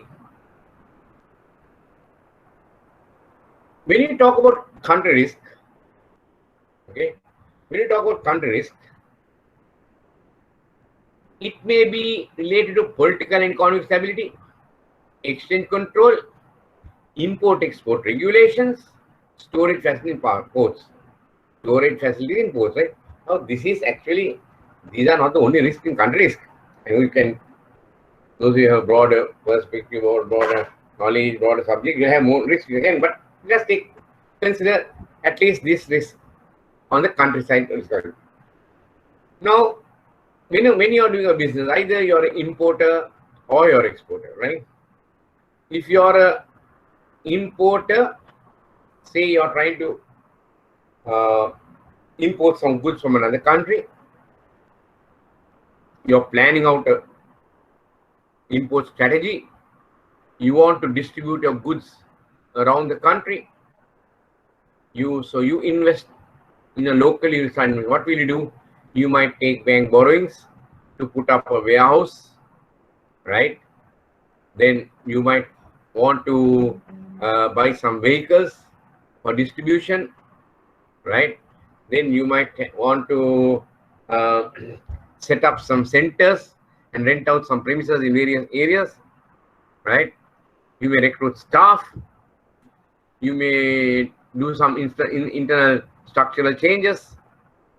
So many things you can invest on. A lot of things you can invest on, right?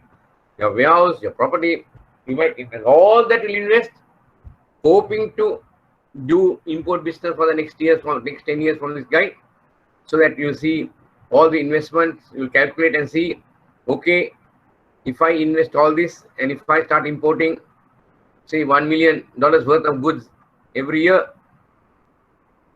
within about 3 years, I'll break even, right? And planning on that, you will borrow from the banks and you will set up this, right? On the other side, if you are an exporter, right, if you are an exporter, you would have set up your market, your factory, you bought a factory, you have set up a production unit, you have got the infrastructure, say the machinery, all that invested, and assuming that you can continue to export for another, at least another 5 years, and hoping to make some profit in 2 years and break even in 3 years, right? So at the next 2 years, you'll have, or 5 years, 3 years, you'll break even, then after that, you'll have something like that, right? So these are plans, whether you're importer or exporter. But if you do all this, and suddenly you find that the political situation in the country or economic stability is not there, how do you foresee it? So therefore, when you are doing business with a particular country, you have to think of what is the political and economic stability of the country. Is it stable? Is it having coups? Is it corrupt? Is it monopolized? People have no say. Economy is down. Not sure. Today may be looking well, but don't know how it will be. So you have to study and see how the structure of the political economy is. That's one risk, right? Then the other risk is exchange controls. What you mean by saying exchange control is, say, if you are an exporter, you need to get foreign currency. In every country, there's a central bank, like a central bank, the main bank, right? Bankers' bank, they call it. They control all the monetary regulations, all the foreign exchange rules, they control. They tell you what to do. Supposing that country is not stable and the exporter and the importer may be genuine, right? But the country regulations are not, you cannot have trust in them, or they are not firm. Where one day you export some tea and then that country says, no, from tomorrow onwards, no more foreign exchange can leave the country. Then they have sent the tea and you're looking for money, country says, no, we don't have foreign exchange. Don't make any payments for exports. Stop it. Now, the exporter may be genuine, the buyer may be a genuine guy, the importer. He wants to pay you. But how can he pay? Country regulation. Don't remit any money. The exchange control, they will not allow to remit any money. How can he send? None to you. So then you have to see whether, see like Saudi Arabia, Gulf and all, they have enough foreign currency. They have no exchange regulations are very minimal, right? Whereas certain other countries, exchange regulations are very tight and not unpredictable. Today they say one thing, tomorrow they say one thing. So you have to be very careful with what are the exchange control regulations in that country. How does it work? Also, there is thing called import-export regulations, right? This is where it got to exchange control. You not wonder what is exchange control and what is import control, right? Now, exchange control means the amount of money you can send in out, the foreign currency, dollars, euros, everything. They only relate to the exchange, foreign exchange, right? Import-export regulation means there are two departments. The departments say, import control say, these are the items you can import, right? For example, if I say there are certain agents overseas, say you want to import cars, right? and you want to import some second-hand cars. Just example, okay? Now you have your agent in, say, Japan. You have your agent. Now you want to import the cars, say, want him to ship next month. So what he does is, on your word, he has his own cash flow. That agent will start buying cars, second-hand good cars, right? Ready for shipment. He'll buy, and once, actually what I call an LC or something, right? There's a thing called LC, which I'll explain to you later. It's confirmed by the importer, he will ship the goods. He waits for the LC. But before waiting for the LC from the importer here, that agent, he'll buy car, use his money and buy the cars and stock can keep it ready, polish it and all, do the servicing, keep it ready. Waiting for the LC. Now here's the investor. Suddenly what happens is, the country says, no more import of vehicles. Right? Now, the importer in that country was genuine. He wanted to import the vehicles. And he got the agent, purchased the vehicles from his own money. So his agent has spent, he has put it into the warehouse costs are there, right? Bringing and cleaning it, servicing it, all he has spent, and keeping ready to export. And importers are genuine. He wants to import. But then the country puts a regulation says, no more imports of vehicles. Right? Then what happens? It's beyond the control of the importer. Then what happens to that agent who has spent all the money and bought all the cars? He gets stuck. Okay? You understand? So because of that,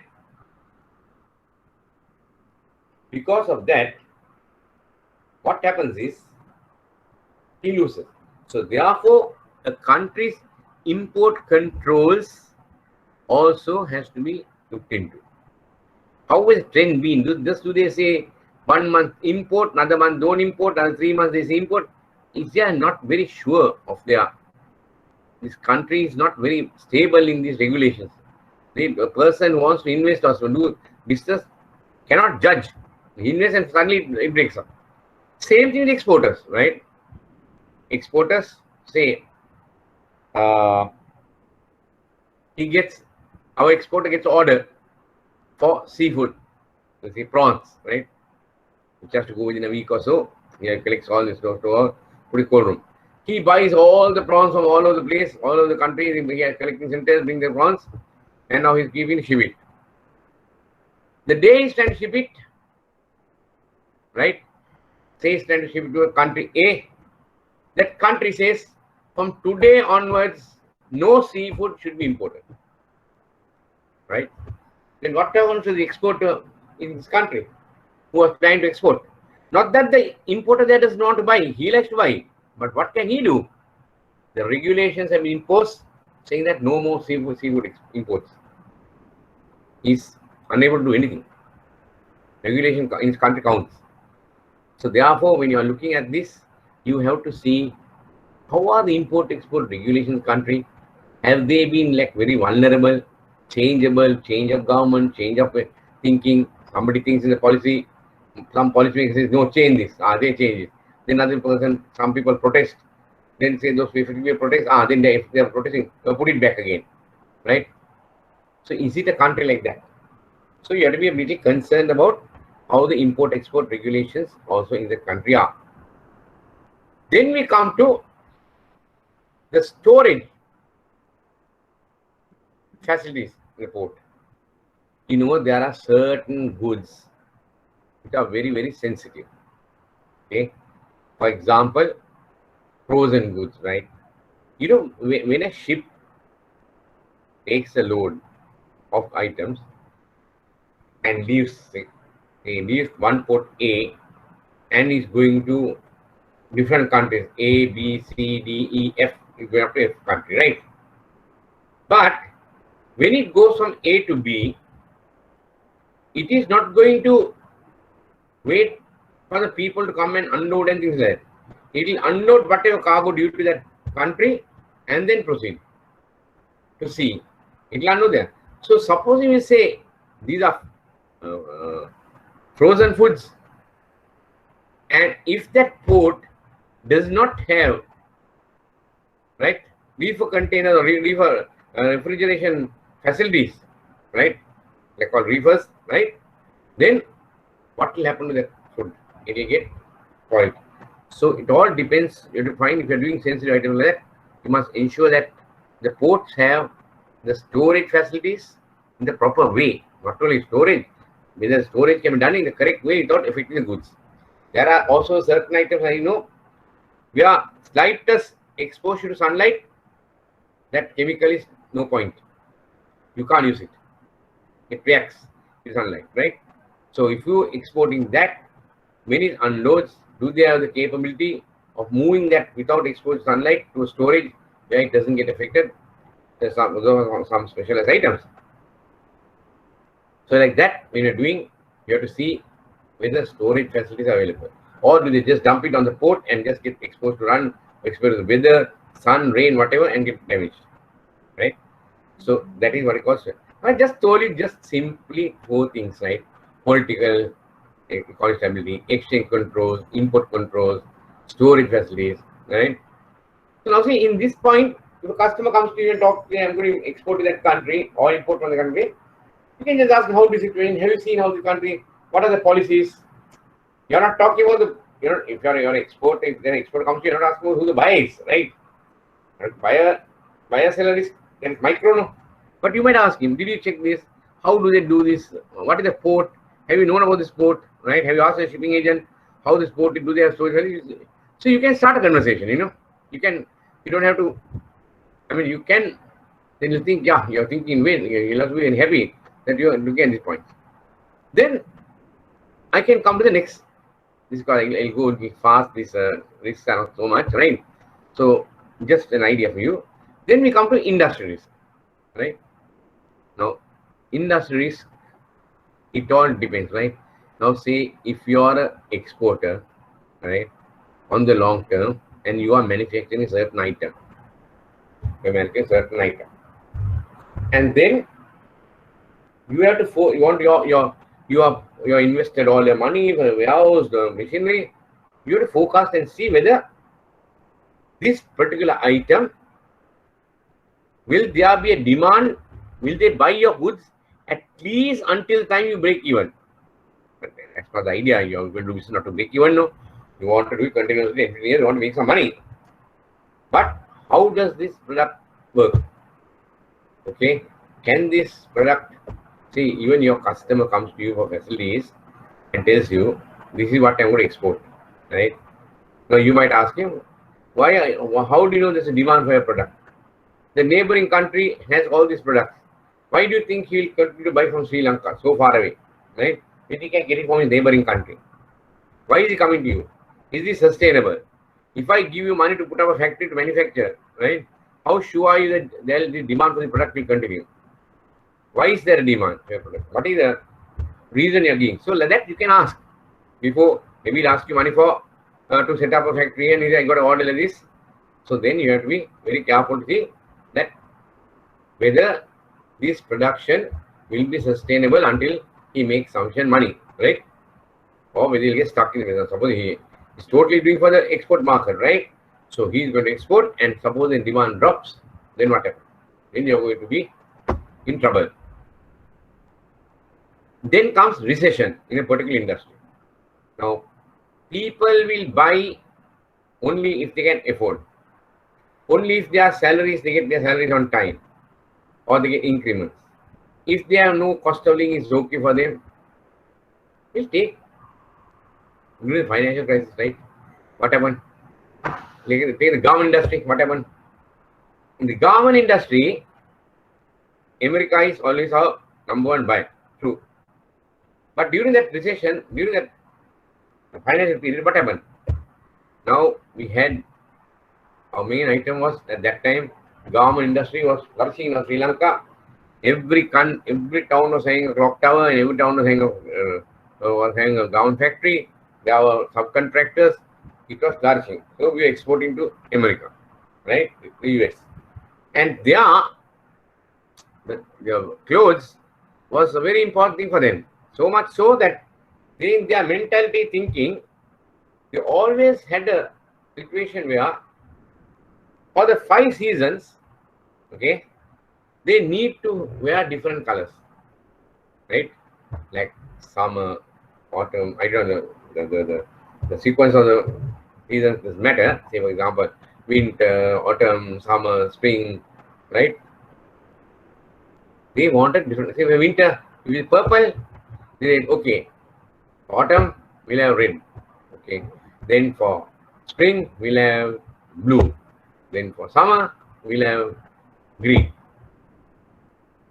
It was so much so that if the color for winter was purple and then you were wearing green, then they thought that, oh, this guy can't afford it. See, it isn't changing, not changing with the season, right? You're not changing. So you are not looked at very well, right?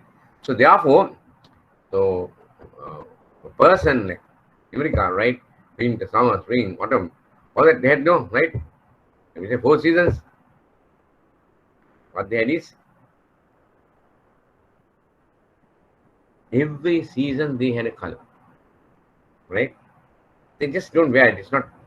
You must be with that weather. You must be in that color. Generally, you're in, right? You looked up. Sri Lanka. So we'll say we have 5 types of shirts. People are wearing. Oh my God! If garment factories today they have 4 lines, 4 colored shirts they are doing, 5 colored shirts they were doing it, right? And we had enough business. But when the financial crisis struck, right? When the financial crisis struck, what happened? The American economy got affected. Okay, I don't talk about what happened in that crisis and how it happened. Who do you think was responsible for the crisis? As you know, it was the bankers themselves, right? But anyway, let's not talk about that's not required. But what happened was the economy went down. People started not being able to even meet their basic bills, leave alone clothes, their education, their food bills, their rents. Okay, and the bubble also knows what happened to the property market, right? It was just blown up, and then it subprime. You know what happened? That market dropped. Also, they overestimated. So all that no go did. Anyway, America economy dropped, right? And so much so that people found it very difficult to even meet their basic needs. This resulted in what? It resulted in people not being able to be in the same situation that they were before. For example, a person who wore a shirt for purple for winter could not afford to buy a green shirt for summer, or yellow shirt for autumn, or whatever blue color for spring. No, they could not. They didn't have money. So the person who was wearing a purple shirt for winter, you found that even next winter he's wearing the same purple shirt. Then what happens to garment industry? There are 4 lines. Shirts are not moving. Then what happened? All the factory machines, there's such a big infrastructure, space, the salaries, right? Electricity, nothing, everything came to a standstill because they couldn't meet those bills. All the investments could not be recovered. And that is why the garment industry went into something called somewhat of a recession. Understand? Because the Americans did not start buying, right? They couldn't buy. So that is how you must see whether your industry will be subject to a recession. If a recession happens in a country, what happens to the industry? Is it impacting? So that again, you have to think about industries. Competition, pricing. Always this happens, right? You put out a product, how the monopoly of your product is, how long a product will sustain, you have to have a judgment, right? For example, in those days, when I was going to the pharmacy to buy, say, some ointment or some medicine, he will say, okay, 2,500 rupees, made in Switzerland. made in UK. Company produces A, right? Okay, I had no alternative but to buy it. So the producer in Switzerland, England, very happy, Sri Lanka, good market, everything. Suddenly found products coming, same quality, same size, say that is 2000, you can get one for 500. Same thing. But we say, for example, it's Indian or Chinese, whatever, right? So then what happened? So you think, I just think, no, why should I buy a 100 ml tube of medicine for 2000 when I can get the same thing for 500? I can buy 4 tubes. I get 400 for 2000. Then what I do? I tend to change and buy that low price point, right? So then what happens to that UK companies and all? Then they go out of business because this worldwide, like what they're doing here, this Indian or Chinese company will say, for example, we'll do this in around the world. Then what happens? They lose. So competition and pricing also has an impact on industry risk. And the other one is product may go out of fashion, right? Yeah, product might go out of fashion. For example, now I find even nowadays, a simple one. Those is because when we go to school, you can see I'm still wearing specs, right? We wear specs, right? We don't know anything about other specs. But nowadays, what happens? People don't like to wear specs. They say they look a nerd, you look a professor, you look that, you look this. Everybody wants to go for contact lenses, right? I know anything has come later on, but I'm just telling. So the use of specs went down. Now, so much so that the contact lenses are so powerful that you get the ladies, right, such a way that if they wear a purple sari, you will see their eyes are purple. You put a purple contact lens. If you're green, they're green. Sometimes a bit frightening order. But see how they change. They change with the fashion. They go out. You understand? So like that, product might go out of fashion. That is another. So these are just 4 risks that in an industry you can get, right? Because depending on the export and the import side of it, internationally, right? So in same thing can apply in the locally, but we see on a broader perspective, like international trade, you have to be careful on this. You have got to know better, more knowledge about the other side.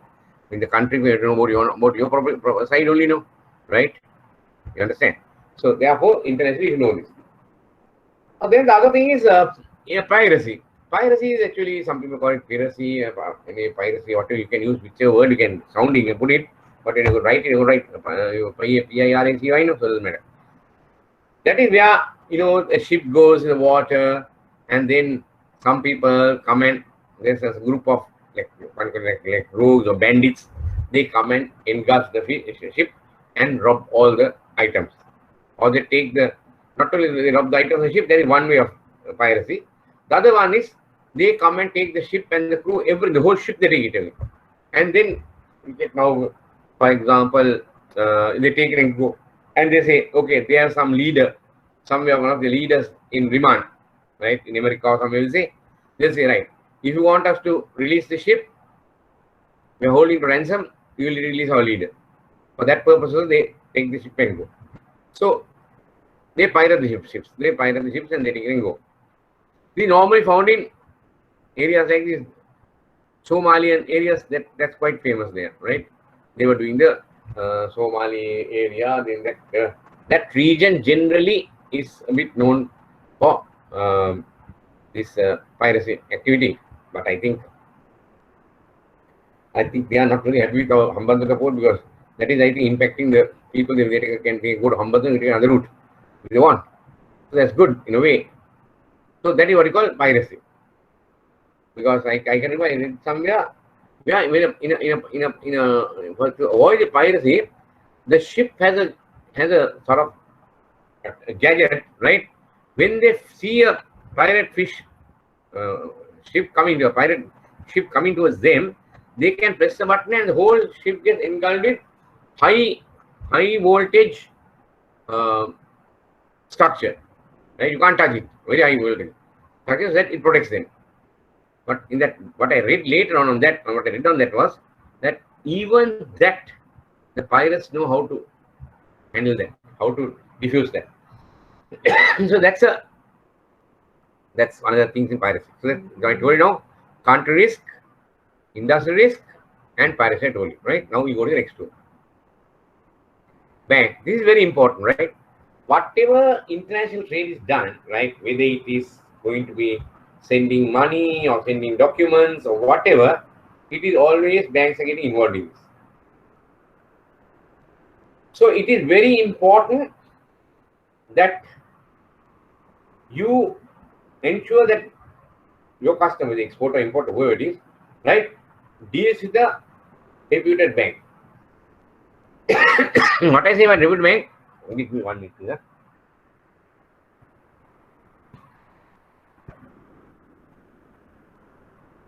It's a reputed bank. Because now there are banks, once you send the goods and the importer has paid the money to the bank to send it to the bank has collapsed. The bank has collapsed. So that means what? The bank is unstable. If you remember during the financial crisis time,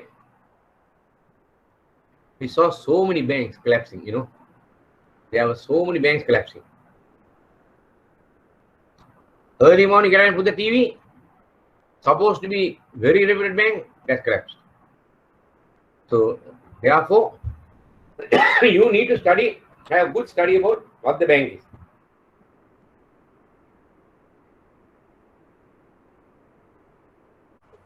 Okay, thank you. Sorry, man, so sorry about it. Actually, lights didn't go off. It sort of tightly went off and came back. It didn't not stop completely. So maybe it has gone off on that time. Sorry, man. Right. Anyway, what I was telling was about, I told about insolvency, right? Then I told you about poor checking standards. For example, if the documentations are not checked properly by the bankers, the exporter, the importer, both will have problems, right? Both will have problems, and sometimes if they come to the port clearance that this and this can occur, and where what happens, net result is it's a loss for, if the exporter loss for him, if the importer loss for him. So the bank should be very good in the checking standards before they send the documents, either to the exporter documents or importer documents, whatever it may be. The bank should have a good knowledge of checking standards, right?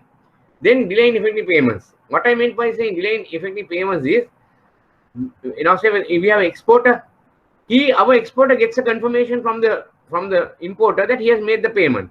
He, matter of fact, sends him a copy of the debit note as well, where that his bank has debited him. But still, our exporter has not got the money. That is because certain banks, there is a delay in them making payment. It's a it's a practice like. Now, in my working example, my working life, my example was Bangladesh. They never pay on time. I don't think I have come across it in defaults, but they don't make the payment on time. So then what happens is our exporter loses the money because he cannot pay up his loans. So for that, what I normally tell exporters is, when they come and say that they are going to export to Bangladesh, I ask them, within how many are you expecting the money? They say, sir, I'm expecting within 2 weeks. I say, please, if you have done the costing for 2 weeks, please don't do that. You better cost it for thinking that you're going to get the money in another additional 2 weeks. Put that cost of funds into that, because generally exports to Bangladesh, you don't get the money on time. But if you don't do that, money will come late, and you will be the loser. Of course, you might ask me, the banks don't go back, or they can go and technically, but that doesn't happen. It's all on paper. You go here and there. But why do you want to do that? Put your costing, put it a bit more, because you know, in this country, these banks are generally delaying. But now I don't know what the situation changed now, because we are borrowing also from Bangladesh, as you know. So might have changed, but still I know the bank delays, right, payments. Then adherence ICC rules. What I meant here was, you know, the global activity, you get so many types of people, right? You will get Chinese, Japanese, Vietnamese, Germans, Austrians, Sri Lankans, Indians, Chinese, right? We get a lot of people. Unlike, so what happens in this case is there can be a there can be a uh, there can be a situation where you might have an argument on the interpretation, saying that no, Chinese guy will say no, what I said was this. Then Sri Lankan will say no, what I said was this, and those who don't know how to judge on what is their judgment to go on. So then what they did was they came up with this thing called International Chamber of Commerce rules were introduced, ICC rules, right? So by these rules, they gave rules for various products, for LCs, for collections, for guarantees. Right? They gave the rules. By this, they said, right, that whatever decisions you all make has to be based on these rules. This is the rule. So what your Chinese and Sri Lankan having discussion, they say, okay, let us go to the ICC rule. We'll see what they say, and they learn. So that by that you can streamline the trade. Otherwise, it will be a big chaos. Lot of misunderstandings. So generally, you deal with a bank that has subscribed. Not that almost all I know have subscribed, and China got a bit late to subscribe. But I know that that most banks, they adhere to these rules. And when you send a correspondence to them also between banks, we normally put and say these are subject to ICC rules. That means whatever we are dealing will be subject to ICC rules. You put that on your covering schedule or whatever. So you have to find out, just see the bank knows about this. You don't maybe come across a bank that doesn't know about this, right? So whether they are adhering to ICC rules. Then comes the workforce and standards, right? Workforce and standards is how good are the workforces in these banks trained? How good is their knowledge? How much? Now I can tell you, if you remember in my start selection, I told you Sri Lankans are much in demand, right? One of the reasons why Sri Lankans are much in demand is because of their background banks, right? Where in Sri Lanka, training staff is a very, very, very important thing. Every bank I know, they spend a lot on training staff. But since I came back to Sri Lanka in 2004, I have been doing some training for the banks as well. So I think Sri Lanka has a very good performance where banks focus on training staff, and that is why I believe the demand for Sri Lankan staff overseas is there because of this background way they have been set up, right? So that's a good thing. So workforce wise, I think Sri Lanka has a very good job of doing that. They are focusing every bank, I'm not saying one bank, any bank, I think are doing very well we are focusing on training is concerned. That's about bank. So I said, now what I'm trying to say is, now these banks I'm talking about the bank insolvency.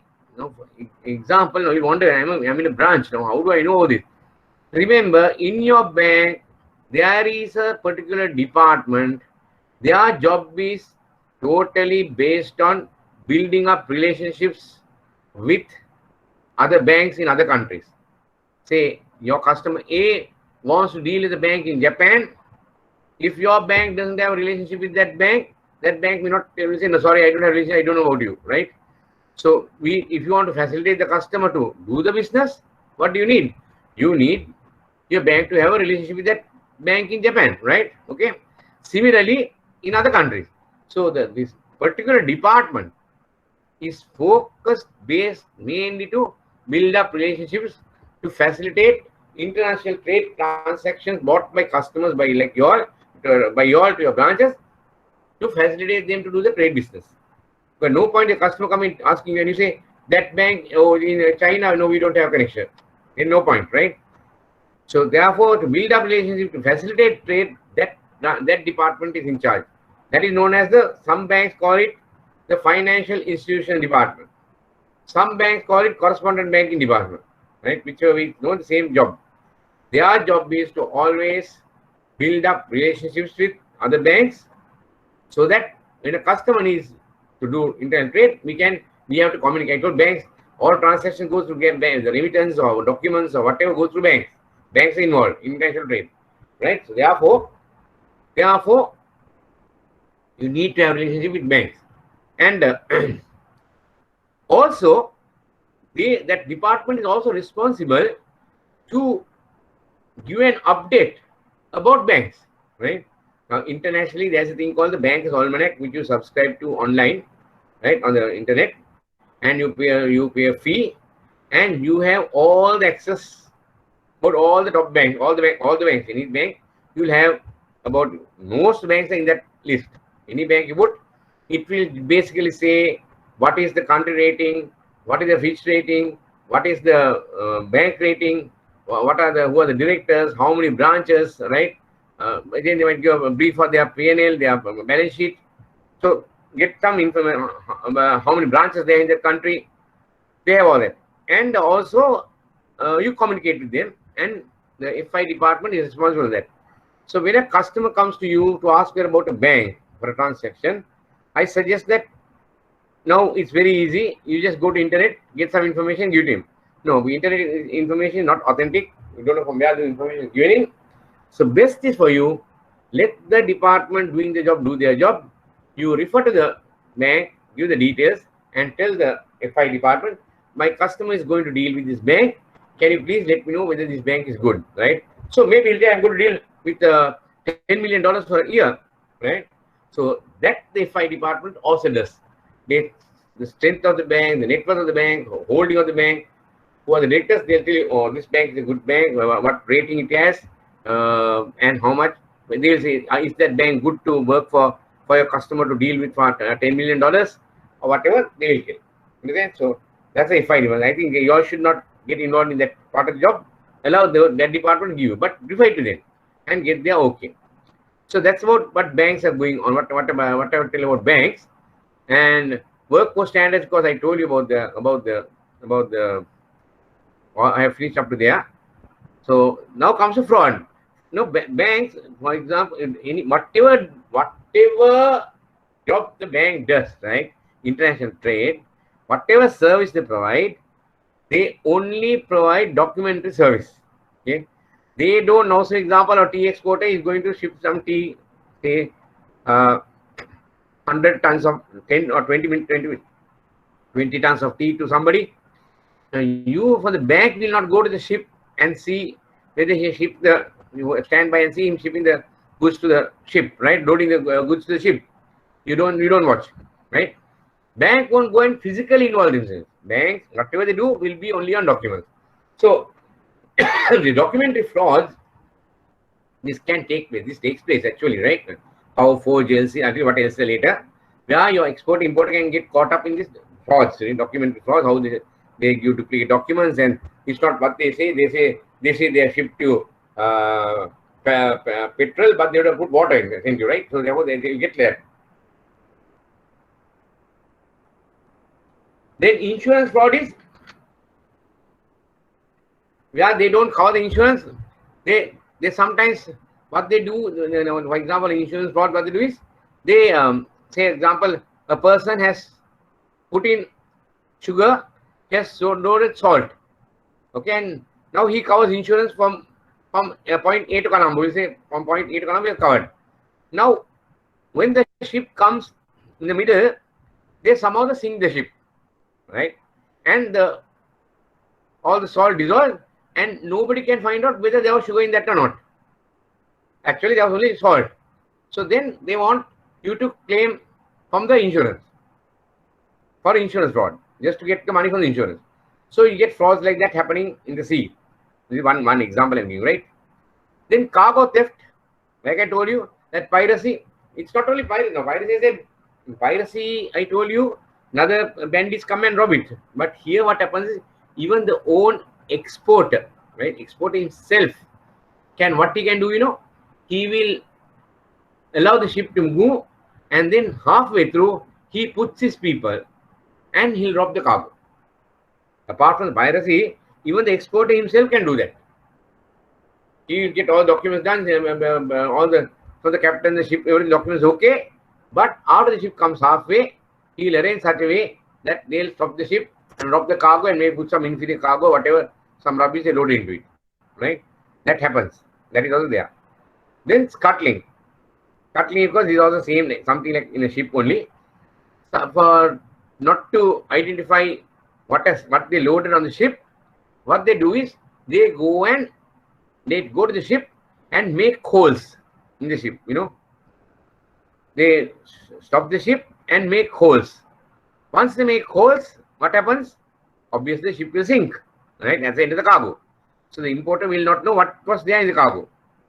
So these are things that not only the pirates, even the exporter himself can do. So these are fraud risks. So I given you some of these. Now, like we said, all these what I spoke to you was macro risk, right? Honest macro. Micro risk between buy and sell, and I told buy not paying, seller not getting money, whatever that, right? These are some few macro risks that I told internationally. As you can say, in a domestic trade, right? Domestic trade, these you don't get so much of complications, right? You don't have goods coming from another country, then coming to see, document checking, then country risk, all within your country, no? Your country rules, you know what you're doing, you know what is happening, right? Your industry, you know what your industry, within the market is there, the market is not there, you know in the industry, right? So, fraud, bank, all that in a domestic trade, it's not that difficult to understand, right?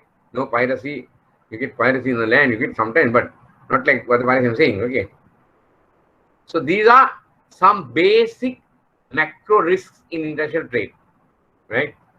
Now, friends, all this while, up to now, I'm saying, right? These were inputs that I gave you on a more broader level on international trade, right? What is trade? Why the dollar? How the dollar goes? Why the people want dollars? Right? Okay, why the people want dollars? All that I said to you, told you on a generalized macro level. But now, from now onwards, including the next week, I'll be going into little more technical side of trade, right? Yeah, you will get customers coming with these issues. I'm not telling you that you should know all the technical side of trade. That's not required, right? But at least you should be able to keep the customer, hold on to the customer. And maybe when you want it very complicated, and really want to, you got a trade department, you got a FI department, right, to support you. But the thing is, at a branch, you need to capture the business. No, you need to capture the business. You just can't say, I don't know, and just keep quiet, right? So this, what I'm going to do, the technical side now, I'm sure will be more than sufficient for you to handle a trade opportunity that comes to your branch. Okay. Apart from the exam point of view, all the exam point of view, all of you are trying to benefit our work, no? Okay. So tell me, if there's anything so far, it has been all on a macro level. So now I will get down to a little more technical side. Okay. So to start the technical side, you need to understand some basic. I told you, in international trade, where banks are concerned, they deal only in documents. They won't physically get involved. They won't, when a ship comes, they won't go and sit and see whether goods have been unloaded and how it is unloaded, nothing like that. All basically is done through the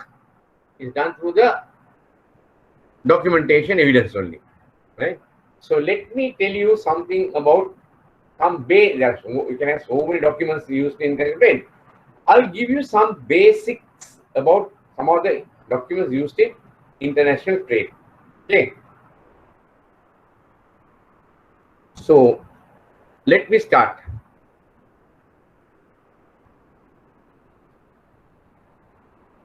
Okay. Listed below are some documents used in international trade. Pro forma invoice. What is this pro forma invoice? Right? Pro forma invoice is, now say there is a Chinese, say you in the morning, you got up, you read the papers. No, papers are not coming regularly anyway, right? You read the papers and you found some Chinese supplier is willing to send you some hardware items, right? Spanners, screwdrivers, whatever gadgets, right? So in meters, then testers, whatever, right? He's saying, I am a company in China and I am selling this. So what you do is you write to him, right? Write to him, say, look here, my friend, I'm from Sri Lanka. I want to import some hardware items that I mentioned here. Can you let me know what it is, right? And what are the items? And he'll say, uh, say A item, I want so much, B item so much, C item so much. And he also might say, now I know this is coming, the shipments are, I need it by, because there's some, a lot of industry is going to open up in August and with high demand, right? Let's hopefully hope that happens, right? And let us, I want to be ready with the market with all these hardware items, right? All hardware items. And he writes to him. Then what the Chinese guy does is, right? He will send the importer in Sri Lanka, right? You're listening, right? Carefully. He will send the importer in Sri Lanka listing out the items that he wants, he's selling, like whatever the importer has asked for. Item A, yes, we have, he can give, he asked for 5,000 units, and this is the price. Then item B, you want 10,000, yes, this is the price. Item C, this you want 15,000 pieces, this is the price, right? He lists that out, okay? And then he will say, you are saying August, yes, I can ship before end of August, right? And there's some other information, you see how he's going to ship, and right, let us assume all that information. I will not go detail, but assume that he sends a list of what are the prices that he can give these items and available, and that he can ship according to him by August, and then how he needs the money or whatever, right? How he needs the money, right? How he wants the importer to pay for the money, right? Pay for the goods. Now that you see, it's like a offer from the Chinese guy. He's sending his offer. These are my prices. He's sending, right? He's sending as an offer. Okay. So then, having looked at that offer, the importer might agree and say, yes, I think the prices are good. Understand? So then he'll tell the Chinese guy, right, you better send me the items, right? You send me the items and I'll make the payment according to what you said. Now you saw that pro forma invoice means the Chinese makes an offer, right? So once the Chinese gets the okay from the importer, what he does is he will ship the goods. He'll come by ship, he'll put in a ship from China to Colombo, right? And the goods will start coming from the ship. The ship will start from there and it start coming towards Colombo. Okay. Okay. Now when it comes like that, when it's coming down ship,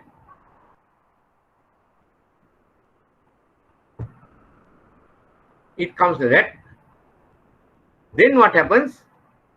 After shipping, now he shipped the goods now, China has shipped. After shipping, he will send this document called commercial invoice. Now before shipping,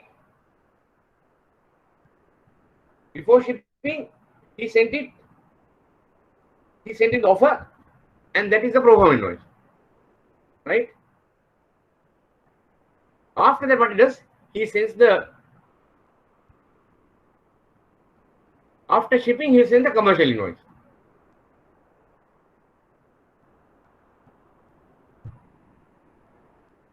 Now what has happened? The Chinese guy has shipped the goods, and now he's sending him a commercial detailing, saying, now he said in that one he said he can ship now, right? Now he's sending, saying I have shipped, right? Hello? How far is the right?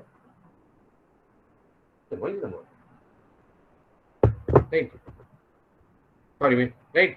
Then what? Now The commercial invoice is where the importer sends to the exporter sends to the importer. Chinese guy is sent to the Sri Lankan importer the commercial invoice, which means he is telling, I have shipped the goods like I sent you according to my pro forma invoice. I have shipped it.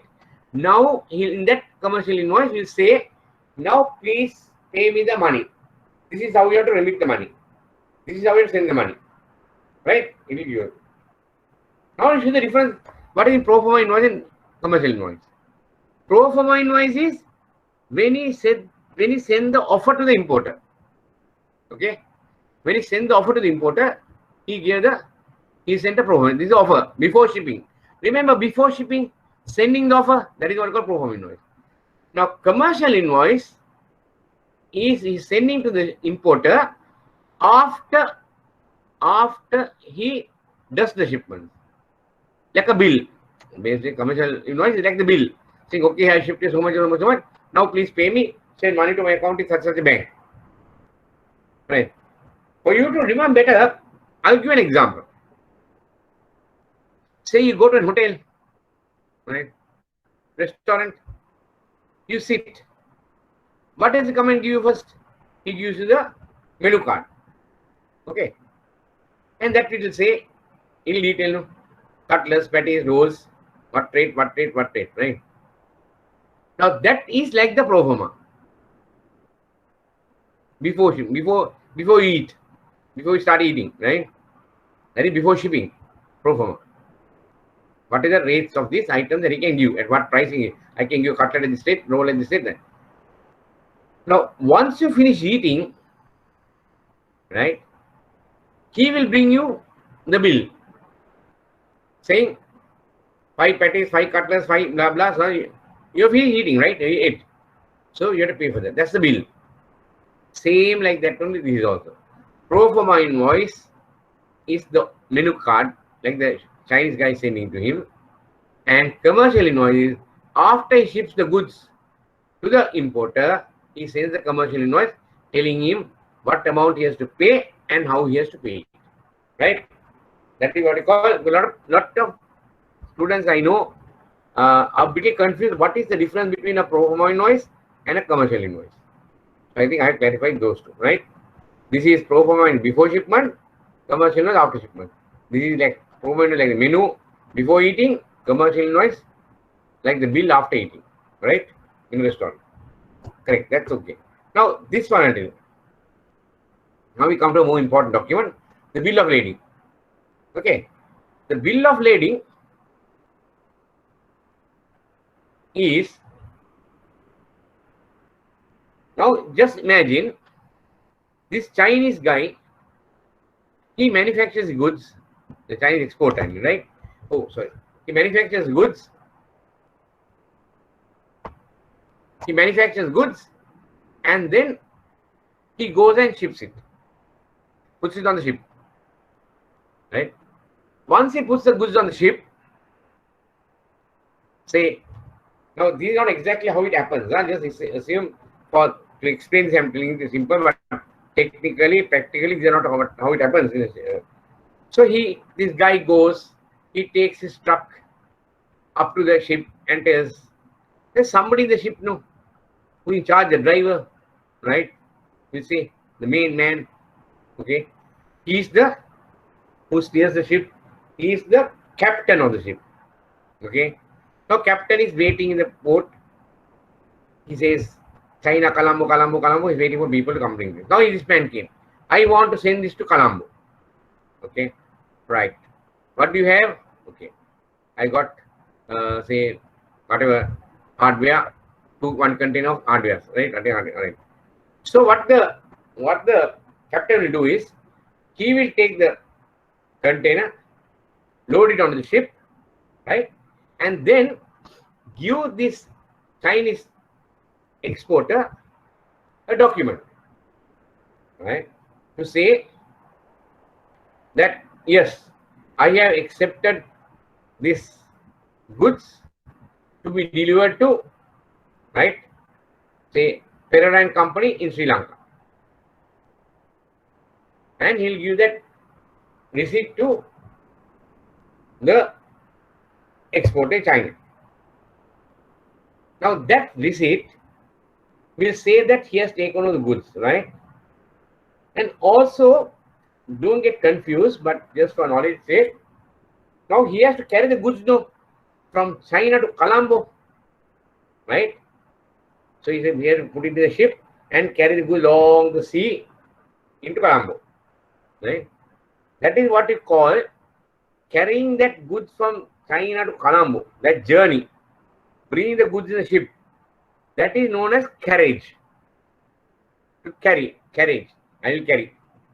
So when he accepts that and gives a document, it is also a contract between the exporter, China, right, Chinese exporter, and the captain of the ship, saying that I have undertaken the goods to be carried from China to Colombo. And they call it, it's also known as a contract of carriage. Right? Contract of carriage. Simple, that is carrying the goods. The contract, you know, bus also, when you take a bus, you buy a bus ticket. You see, you're going to go to Maragama, right? Bus driver gives a bus conductor gives a ticket. What is that? That's a contract. He's saying, I will take you for the money you gave me. I'll take you from Nugget to Maragama. That's a contract carried from the bus. Bus will carry you to Maragama, right? That's what we call contract carriage. Right.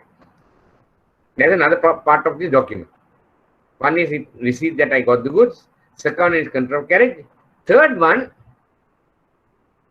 now in Colombo, we'll say Pereira and Company. Okay. The chairman, Mr. Pereira, you say James Pereira, he wants to get the goods.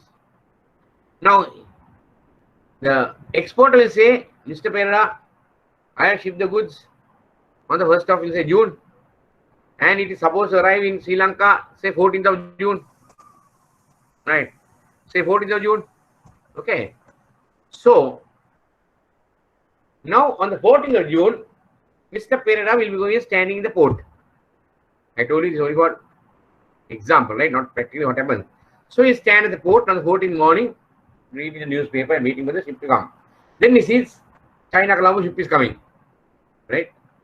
When the ship arrives, he'll ask the captain, my friend Ching, we call him Ching from China, has sent me a consignment of hardware in a container. Can I have it? Yeah, I am Pereira and this is my ID card. Now that will not be sufficient. That's not enough. Right? Actually, if Mr. Pereira wants to get that goods from the captain, right?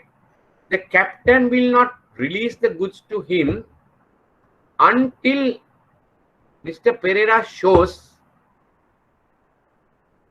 the document that the captain gave to the Chinese Ching.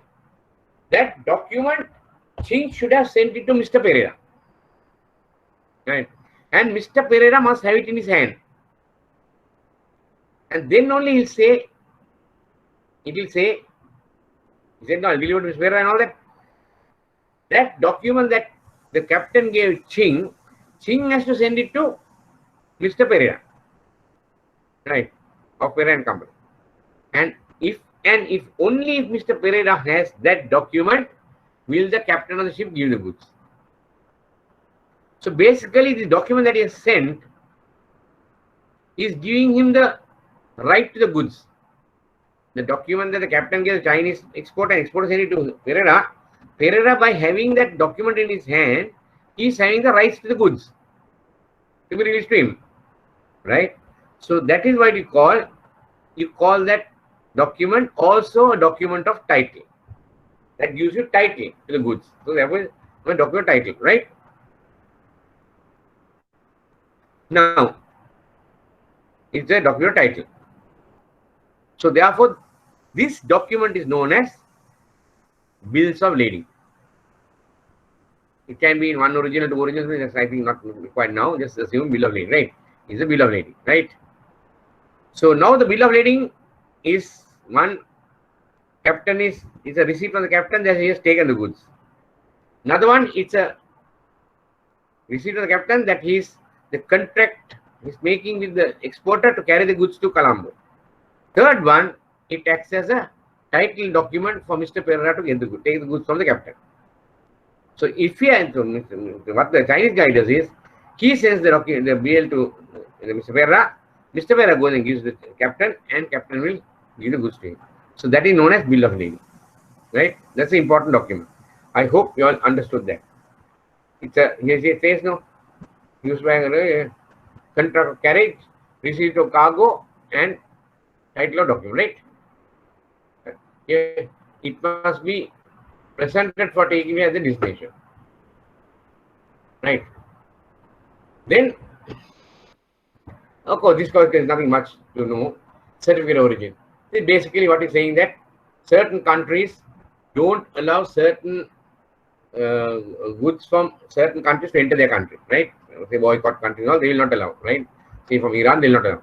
So when it comes to say Colombo, the port, the customs, like the custom officers, they will ask for where is the certificate of origin. How do you know what origin this is? So then, if it's from China, the Chinese exporter will send him a certificate of origin, right? Saying that the origin of goods are, and normally this is a certificate of origin is usually a document issued by the Chamber of Commerce of the country, not by the exporter himself. It is usually issued by the Chamber of Commerce of the country, right? Then certificate inspection. Now, say for example, the Sri Lankan exporter, he is not happy with the Chinese guy's goods. Maybe he might cheat. Maybe he'll give some inferior quality, right? So how can he do? How can he take precaution? So what he will do is, he will tell the exporter, I want a document of inspection. You know, globally, there are various countries, right? In various countries, there are inspection agents, right? Like Bureau Veritas, SDS, and so many others, who have, globally, they have branches. So they are reputed people for issuing inspection, independent bodies, right? So the importer will say, say, you go to SDS, okay, and go to SDS and get me a certificate of inspection by them. That when you ship the goods, they came and inspected it, and they are satisfied, right? So generally, certificate inspection is issued by reputed inspection companies that are available globally. So the Chinese exporter will say SDS, right? Please come. There's a consignment sent to Mr. Pereira. He wants a inspection certificate. Can you please inspect the goods and give me a certificate, right? So then he'll inspect and say, our goods are good, and that is what we call certificate inspection. This is what our import is calling for, right? Then packing list. You know, there are certain goods, right, like garments and all, very important to have packing list, because in America and all that, right, when you pack the goods into the containers, a certain like into those clothes hangers, right, you have to identify how the packing is, because in America and all that, you get departmental stores, like the first floor will be for babies' garments, second floor for gents, the other one ladies, and other one for whatever night dresses or something like that. So when you pack it properly, the quantity is large, they can straight away identify and take it. This has go second floor, they go 8th floor, they go 9th floor. Easy for them. So the packing list will say where are these packages, what they contain.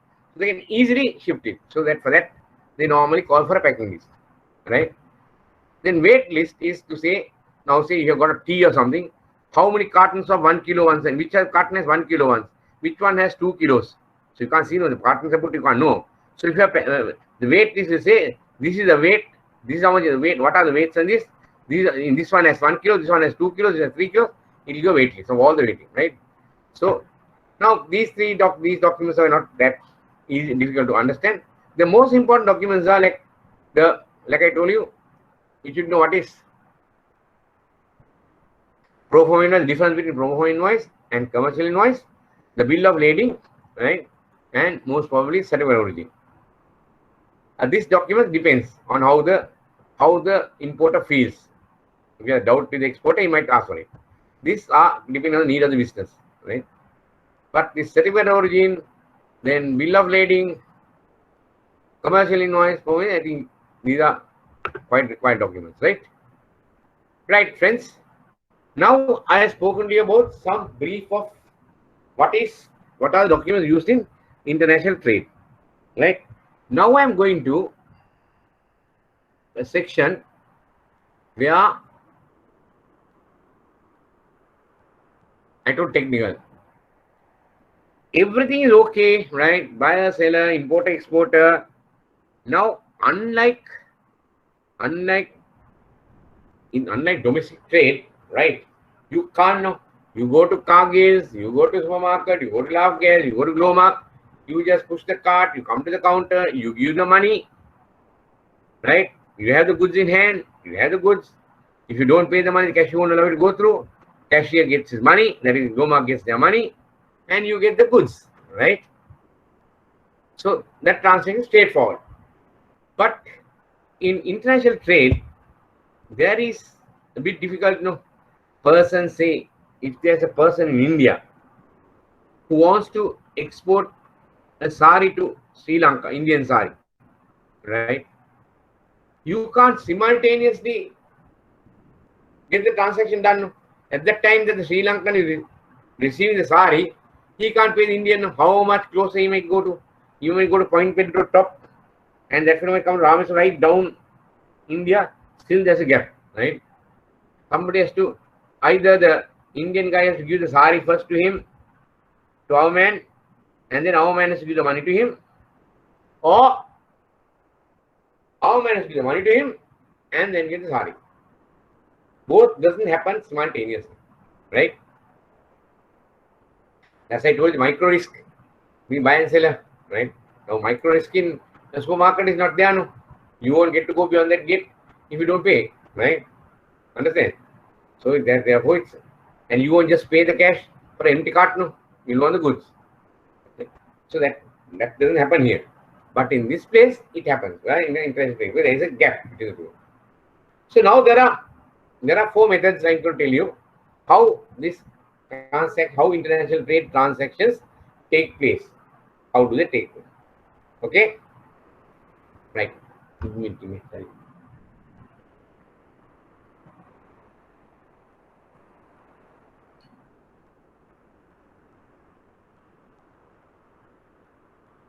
Right, okay.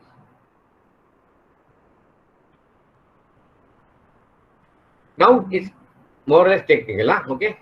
But don't worry, it's all very simple, right? International trade, I'm putting it in a simple manner, and I'm sure this will be very helpful to you. There's a method called, like I told you, this you can see. Hold on. In this, you get cash with order, method called cash with order or advancement. Then you get open account trading. Then you get a thing called document correction. Then you get a thing called document credits. Okay. So now we start with cash with order. That is known as advance payment or prepayment. I will, instead of going through the slide like this, right, I will straight away go to the other slide. Okay. Here what it says, buyer agrees to price for the goods from the seller. Right. Seller has given price, agreed. Buyer sends his payment with the order. Okay. Once the buyer has agreed to the price, whatever they agreed, he sends what the buyer will do. He's sending the money together with the order, making I want this, please send, and sending the money. Before the goods are shipped, that is, before he receives the goods, he is sending the money. Seller ships the goods to the buyer. Order. Once the seller gets the money, he ships the goods. Okay, this is the thing. Now, see, for example, this is very simple. You take this. Now, in anything you do, right, whether it is a house or any project or whatever, right, or renting, or there you sign a sales contract. No, buyer and the seller, they agree, okay, and they sign. Now he is willing to, importer will say, when you send the goods, I promise, if I buy goods from you, basically, if I buy goods from you, I'll pay for you, right? Seller says, as you requested, the goods that you ask, whenever you ask, these are my goods, when you ask, I'll send you. right? This is a sales contract, right? So any transaction, whatever method the payment is, the sales contract is signed first, right? Can you see sales contract is signed first? Then once it's signed, what does the buyer do? The buyer goes to his bank, right? That is his bank, and tells the bank, look here, I'm going to buy an item for $10,000, right? Can you please send this money to my supplier or exporter or seller, right? So then what happens is the bank will take that money and send it to the exporter's bank, right? Once the money comes to exporter's bank, right, the exporter's bank will give the money to the exporter. Okay, and once he gives the money to the exporter will ship the goods to the importer. That is what we call advance prepayment. Can you see here? Number one, he is sending the money to the exporter. Number two, exporter gets the money, and then so I put it in equally. One, make the payment. Number two, three, the bank sends the money. Number four, he gets the money. Number five, ship the goods, right? Right? Can you see? But there is a risk. There are some things here. Now see what happens. Now he has sent the money, right? They come good, all done, well done, right? Now once the money comes here, what if he doesn't make the payment, ship the goods? Number five, he doesn't do. He gets the money, gives quiet. So therefore, in this method of payment, the importer runs the risk of not getting the goods for which money he has already paid.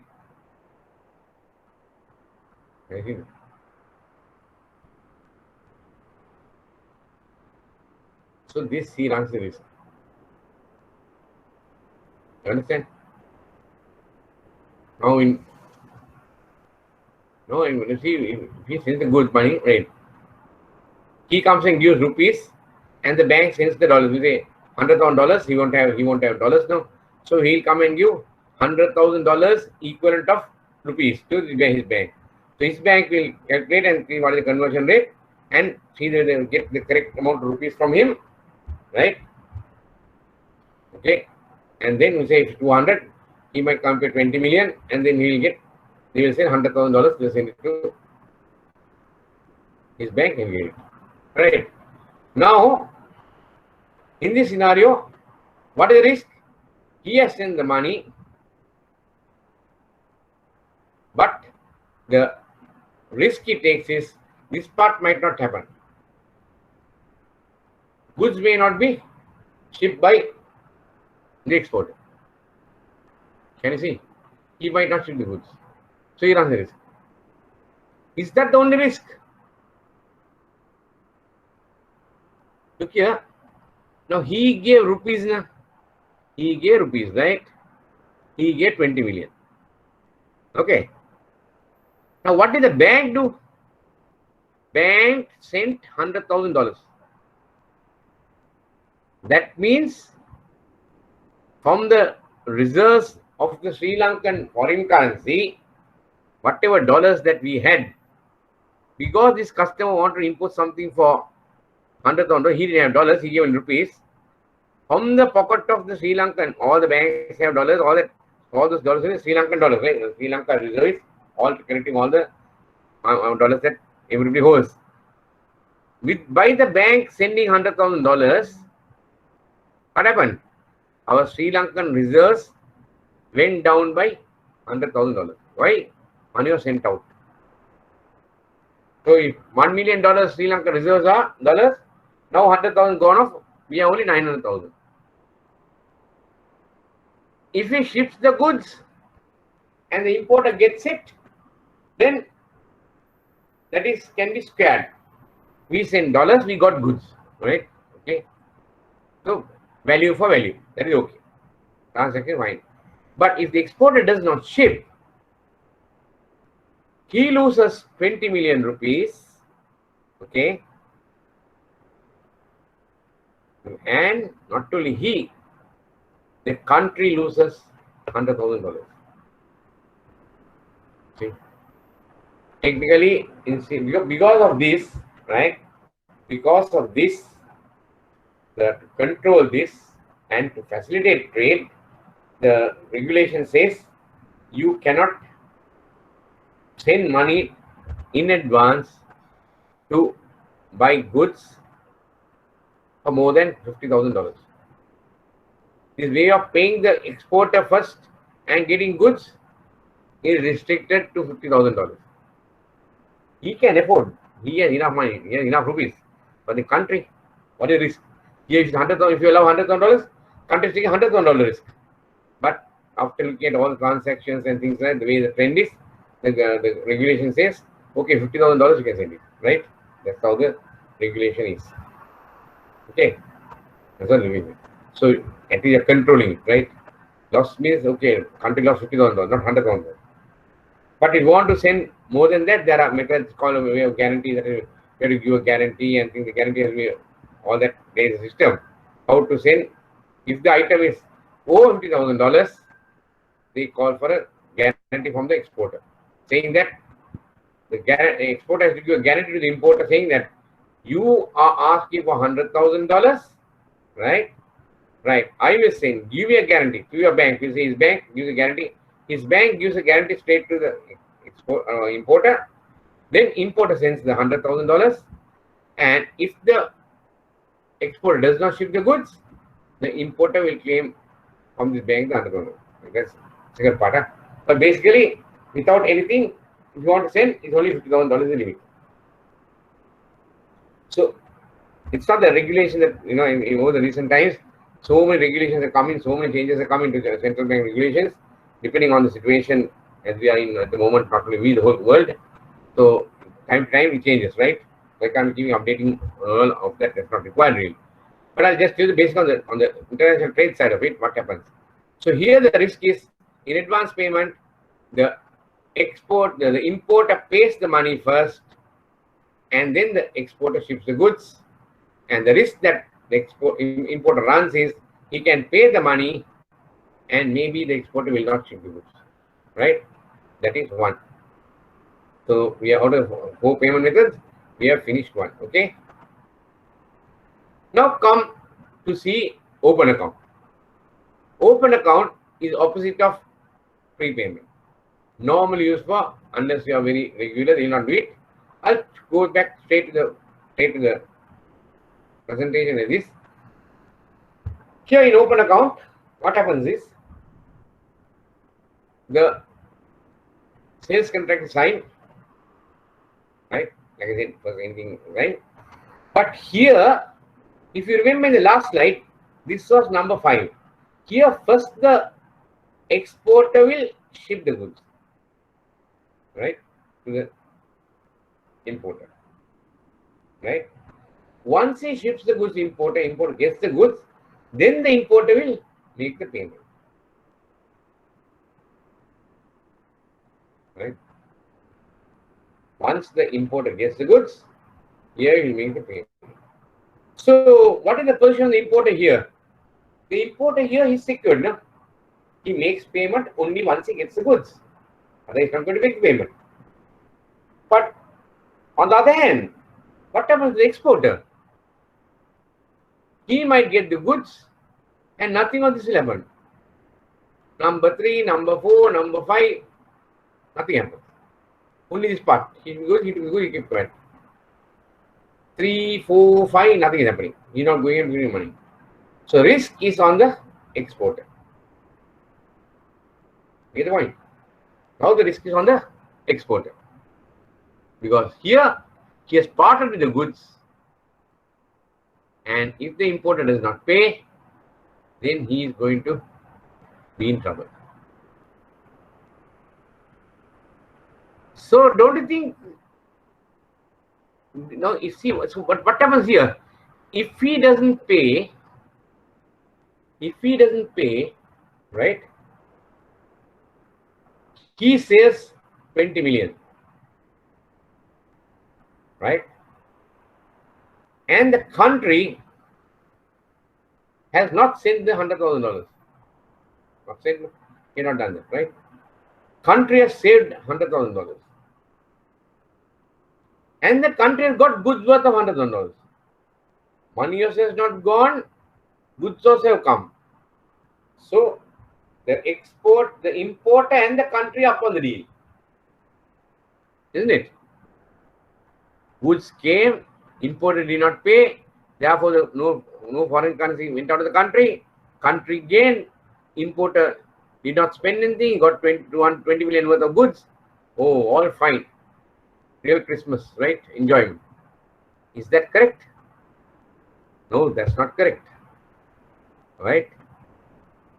True. Country did not lose anything, only country gained this.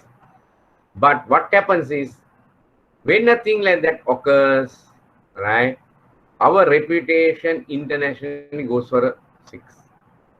In the sense that we will get blacklisted, saying that our importers import, when the goods are sent to them, they don't make payments. Therefore, don't sell any goods to Sri Lanka. And this can impact all very important, urgently needed goods for us. Maybe even fuel, maybe even medicines not coming to our country, maybe even food not coming to our country. Right? So that you can't allow. So there is a regulation, okay. I will not go into details of the regulation, where this type of business is allowed in Sri Lanka. You can get goods on where the exporter willing to send the goods to you before you make the payment, which is known as open account, right? Open account. But you get the goods and you keep quiet and spoil the image of the country, that is not allowed, because when you get goods on open account, there is a monitoring system. How the central bank monitors whether this person paid or not. And if you get the goods and the goods have been good and no problem and your states are paying, then you get blacklisted and penalized, right? You'll never be able to do business again. So the country does not allow. It allows open account, yes, but you can't get away with it. Country is not going to be happy just because they are not paid the dollars. That's bad for the country, right? So there is a monitoring system for this, right? Now, do you see, if you see the open account system, the risk is on the exporter, right? Exporter, the risk on exporter means exporter sends the goods, maybe importer not pay, right? Take advancement method. Importer sends the money, exporter might not pay. So there is a bit of a, unless the two parties are very well known to each other, right? Or maybe one is a principal, one is agent, right? Something like that, some close these two methods will not generally apply unless the two parties are well known and trusting each other. Then only they can do this, right? So in these two payment methods, one is a disadvantage to the advancement and disadvantage to the importer, open account, disadvantage to the exporter. Then what do? Then what happens is, then we come to the next payment method called documentary collection. Exporter appoints a bank as an agent to collect funds from the importer against presentation of documentation document. Bank not involved in any undertaking. Document may be released DA, DP or DA, subject to informing customs for ICC, right? Now let me go to this. Here what happens is, now you go back to you will remember the documents I spoke to you about, right? Commercial invoice, return origin, and the BL, you all remember that, right? Now what happens here is, here you sign the sales contract. Like normal, anything you do. Whether you are doing DA, DP, whatever, collection or advance, whatever, you sign a contract. In this case, the exporter will ship the goods, right, to the buyer. He ships the goods to the buyer. Okay. Now, if the goods, you said this is the sea, you know, all the grey color is all sea, yeah, right? Sea. Now the ship has come in and parked. You know, you can see my cursor and you say it's here, right? The ship is here. Now, even though the goods come to Colombo port, how can he go and get it? He must have the document. He must show the custom officer how much the value of goods is importing, right? That is by the commercial invoice. Then only the customers can put the duty amount. Depending on the value imported, he has to charge the duty. So he'll want the commercial invoice. Then he'll have to give the ship captain the title document. So then he must have the BL.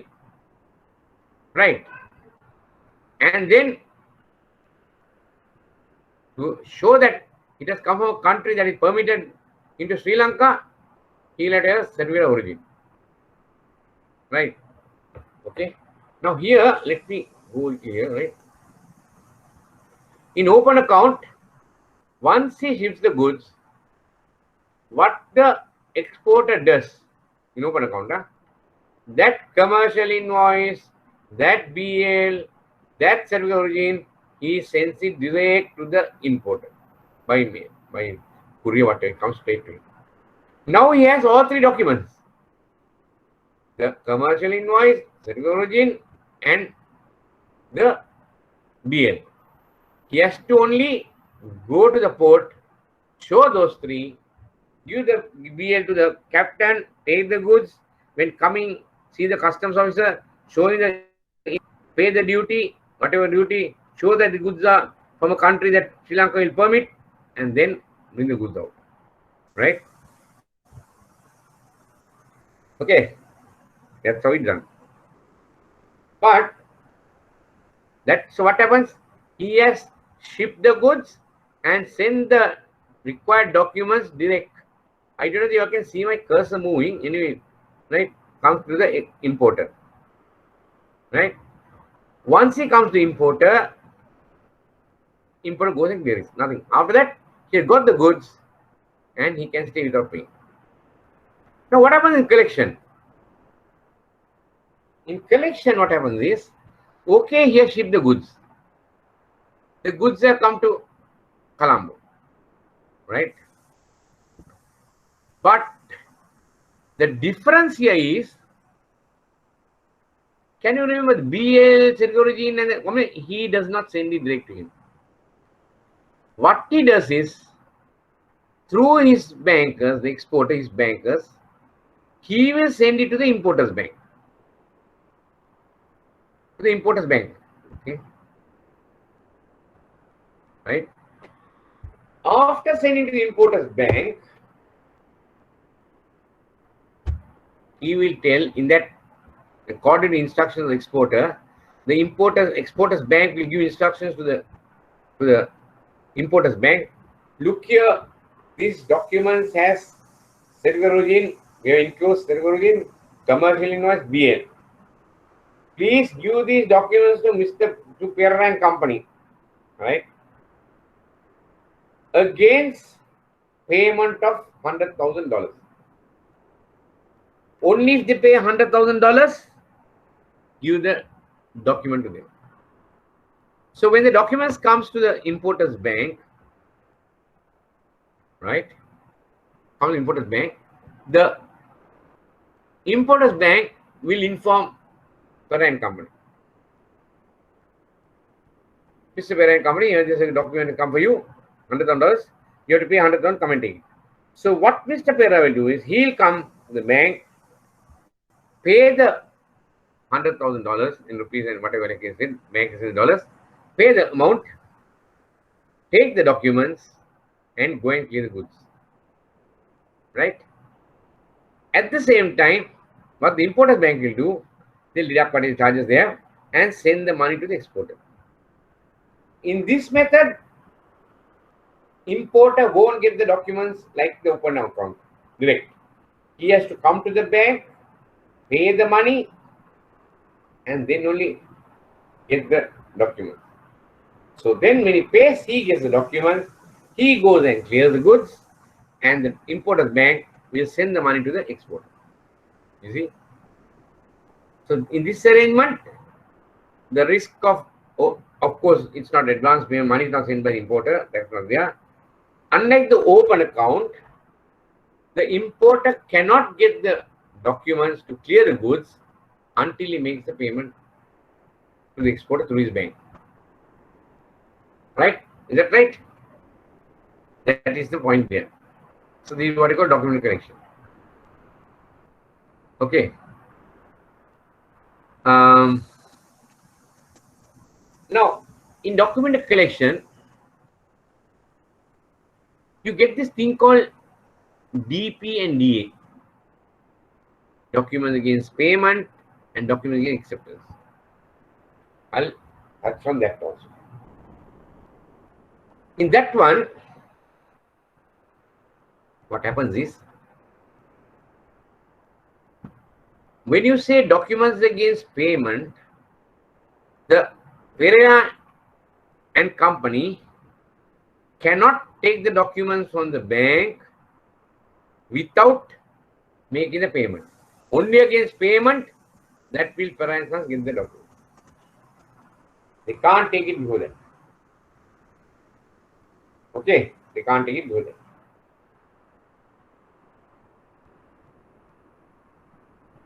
So what happens? He can't take it. Only payment, that is what you call DP. But when the importer and exporter work for a certain period of time, the exporter builds up a certain amount of confidence in the importer. Right? And the importer might tell him, might tell the exporter, look here, my friend, Mr. Pereira, or Ching is talking to Pereira. I have always worked with you on DP terms, document payment.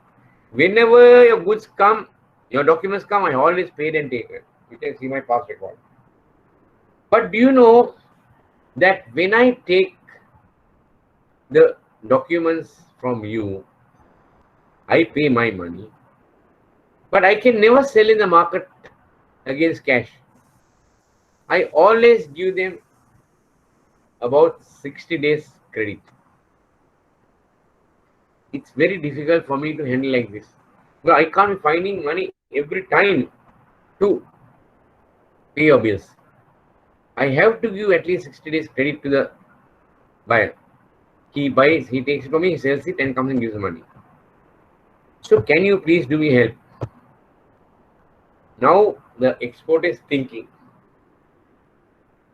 What is the importer asking? Importer says, you send me the documents, send it to the bank, but tell the bank that to give the documents to me without taking payment.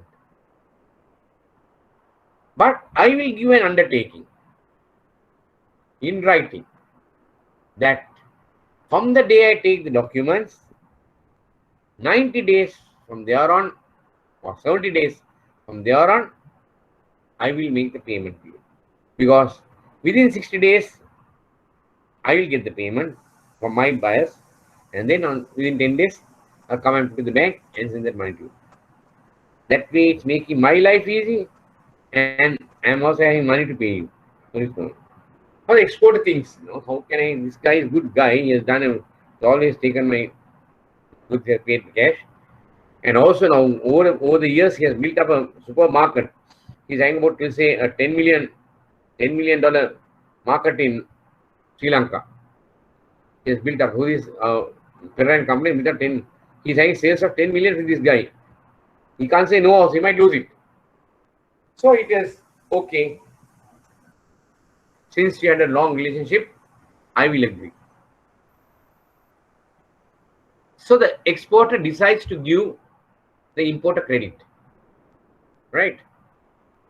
Okay, and say 90 days.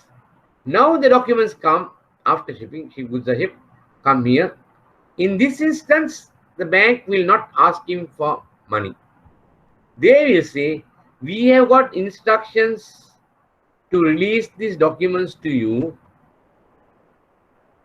against your acceptance to pay 90 days from the day you take the document.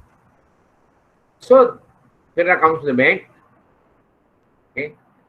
Instead of paying money, now he's dealing on a documents against acceptance basis, DA. So he gives a letter to the bank. I will pay. Today I am taking the documents. From today, 90 days later, I will make the payment. Sometimes, this instead of a letter, certain banks, they also send a thing called a bill of exchange. I won't go to detail what a bill of exchange is. You all know what is a bill of exchange. Where in that bill of exchange, the importer will sign, right, and say, I promise to pay on such and such a date. We calculate 90 days from the date of years and put that day and say, on such and such a day, say 1st of June, July, August, on 1st of September, I will make the payment. And we sign a bill of exchange. Actually, the advantage of bill of exchange is that, bill of exchange comes on a different category of ordinance. Under the bill of exchange ordinance. So, the exporter has more strength as he has another course of action under the bill of exchange against the importer. Okay, I won't do detail all that. So, bill of exchange or letter of authority, letter of undertaking or bill of exchange, right? He'll give entry. Okay, then he'll go, he'll sell it on 60 days credit, get it after that 10, sorry, I did not 90, 30 days. Or once he gets the money, he'll come and he collected the money from the importers, he'll come and pay and bring it to pay. So that is where the difference between DP and DA is. One is documents against payment. The second one, credit is given by the exporter to the importer, right, to pay his money after a certain period from the time he accepts the documents. And that is known as documents against acceptance. Right? So that is different. But now, some certain features on that. The features are, say, supposing 90 days have passed. Now today is 1st of September. Yesterday was 3rd of August. The bank reminded Mr. Pereira. Mr. Pereira, can you remember you took a document set in June 1st? Tomorrow is September 1st. We have to send the money to the exporter.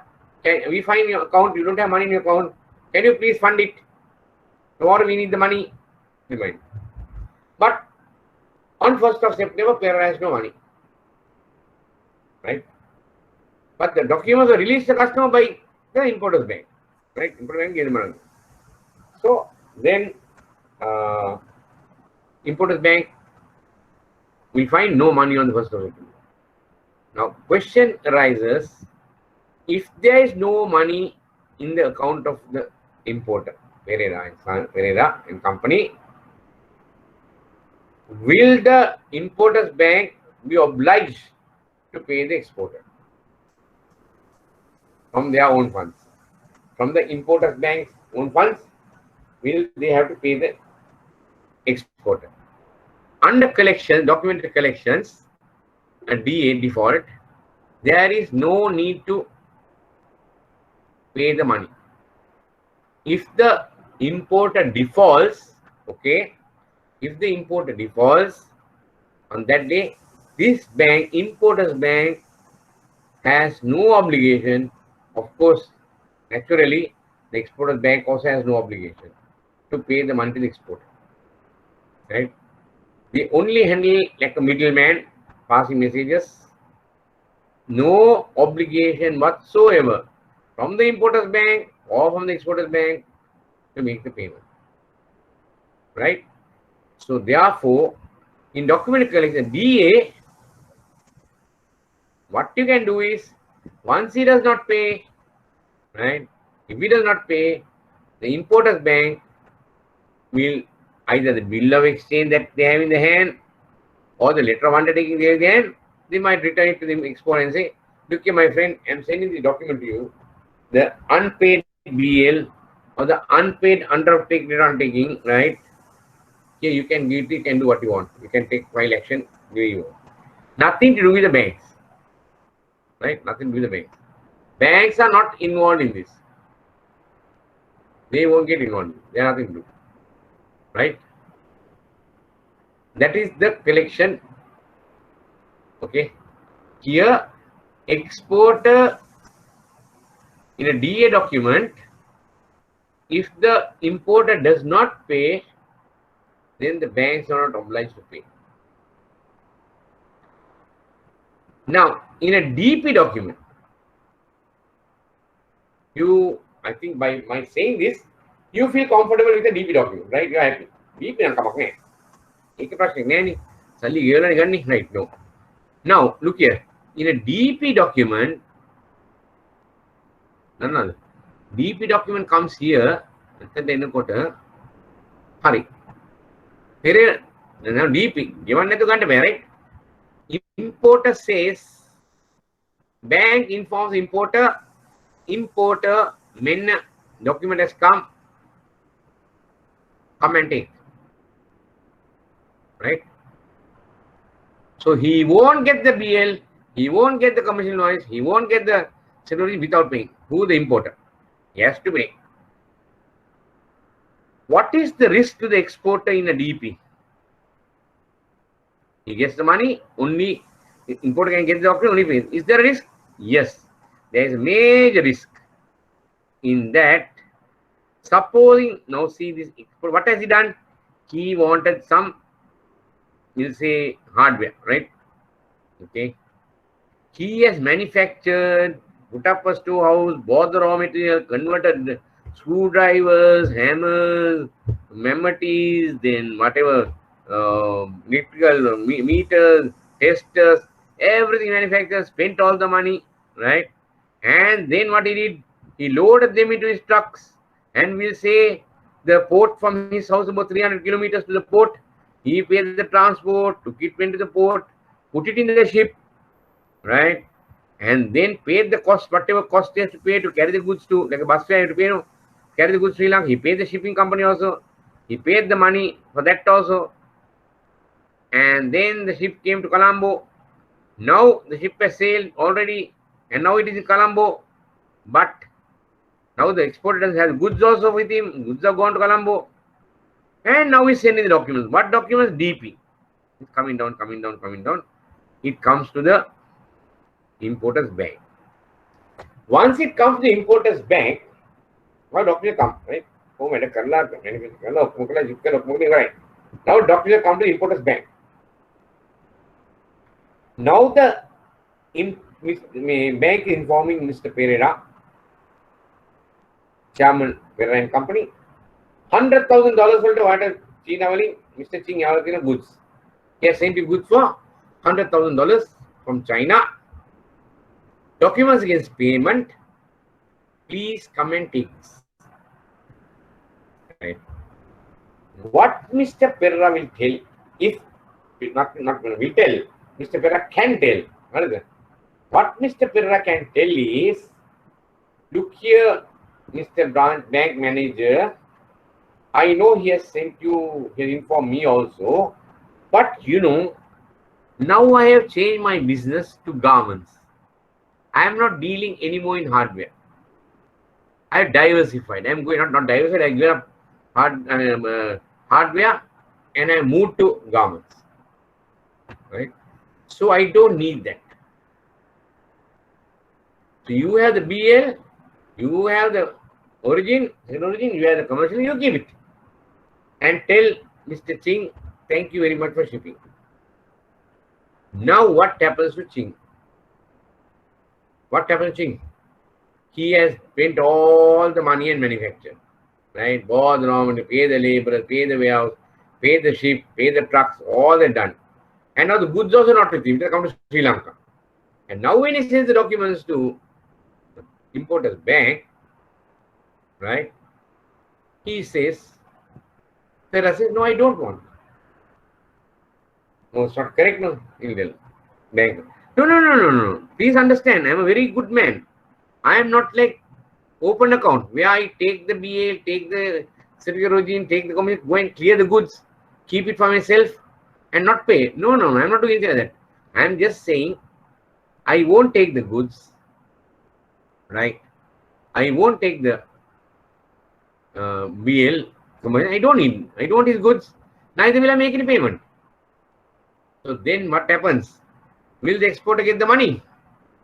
He will not get the money. Why? Because Perla has not taken the goods. Documents are lying here. Goods have gone to Sri Lanka. And you know, if it comes to Sri Lanka, it will lie in the port. And what are the consequences? You will start, if the goods are not cleared on time, you will have to pay demurrage. Okay? And then if you have to pay demurrage, then after some time, when the demurrage cost goes up, the customs or the port will really decide, no, it's occupying space and we are losing money on this. They will auction it and recover the money. Then the exporter gets nothing. No goods, no money. Right? So that is a risk that the exporter takes, even though it is on DP terms. The risk is the refusal by the importer to accept the documents. That risk he runs. You see, he runs that risk. Because even DP, if the documents come here and the exporter does not take it, then the importer does not take it, then the exporter loses the money. Normally what happens is when it comes to Colombo and a situation like that, right, he may have to give a discounted rate to the whatever. He might tell the bank, look here, man, ask somebody whether they have, right? But normally what happens in a case like this, right, knowing this can happen, the exporter, right,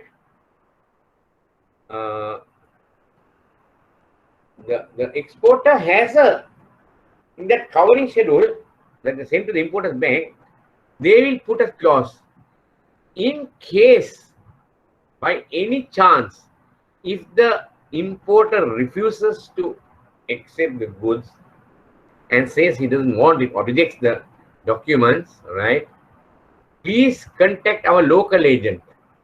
The Chinese guy might have a local agent, they arrange international agents like this, and please inform him.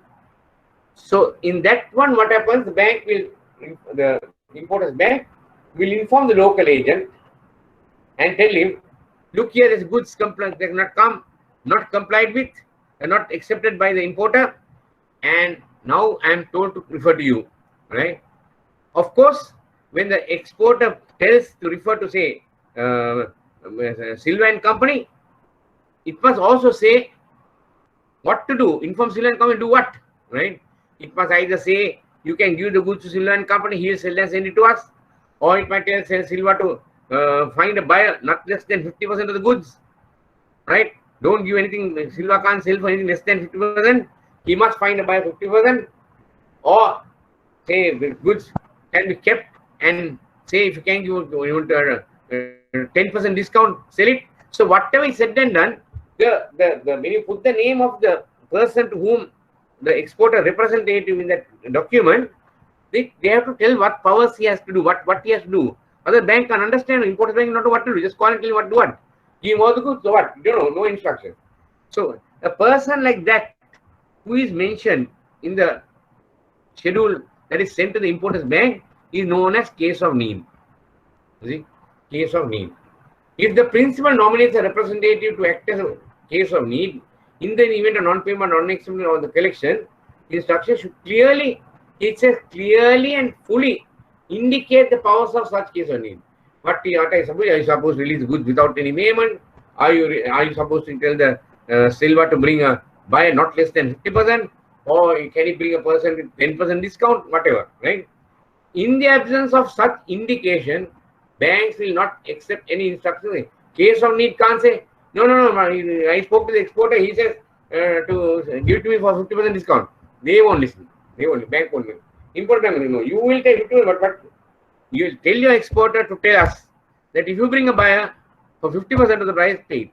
So you see what I'm going to come to the point is, in BP also, is not a secured payment where the exporter can be assured of his funds. DA, of course, I told you, is taking a risk. But DP, even though documents come to the, will come to the bank, okay? Even the documents come to the bank, even the documents come to the bank here, right? It's not sure whether he will take. Even a DP. So if he does not take, then he won't get his money. Right? It may be not almost bad, but not that bad as open account. Where he has sent the documents direct to him, just clearly taken because just keeping quiet. But still the risk runs. Because if he doesn't take, the export is at risk. Right? So what I will do is, there's a thing called evaluation. I'll just cover evaluation in 5 minutes, okay? Not more than 5 minutes. And then we'll stop. Then next we'll get on the, now I've done 3 payment terms, right? Advance payment, open account, document collection. Then I have to do only for you document credits, right? Next week and input terms. So I'll finish, just give me 3 minutes, I'll finish evaluation. Now can you remember I told you about DA? I told you about DA, okay? What happens? DA comes here and he gives an undertaking to pay, right? He gives an undertaking to pay on such a date. Now, on the due date, if he does not pay, on the due date, then nothing, no obligation on the part of the importing bank to pay. He just sends the bill, whatever letter given, and he has to pay. So he runs a big risk. But in evaluation, what happens is, now the importer requested from him credit. Come on, we'll work DA basis. Come on, you know me, I've done so much for you, right? I worked so long. Can you give me DA basis? The exporter say, yeah, man, I know you're a good guy. You're 10 years, I worked with you. But to give you DA, I'm not very sure, right? I'll do something. I'll come somewhere. I'll help you in one way. I will send the documents to you on DA basis, right? Here, I'll send you on DA basis. Okay, but when you put your handwriting on give the letter or on the bill of exchange, if you sign, give an undertaking saying that I will pay on such a date, right? Even you say that, right?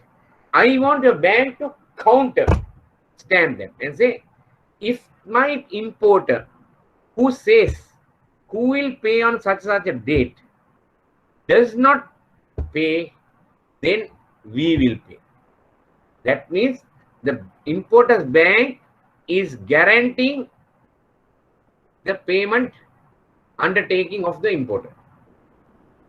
Now in this case, it's a DA bill and the bank has guaranteed his payment, and on the due date, if he doesn't have money, right, then the bank can't go back and tell, sorry, due date has come, no money, because the bank has counter accepted the undertaking of the importer, right? So that is what you call, when a bank does that on a collection bill, a DA collection bill is guaranteed by the exporter's bank, right? For importer's bank, that is known as evaluation. There is an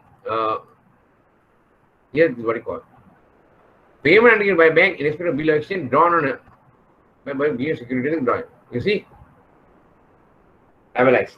That means the bank, importer's bank, is bound to pay, because the DA he can't tell no. Okay, the bank evaluated, the importer's the money. Since the bank is evaluated, you have to pay the exporter. So guys, I'll stop that here, friends, and hope you all have peaceful Sunday. Can't go out, I know. So let's stop there for the moment. Okay, and we'll continue from the evaluation slide from next week.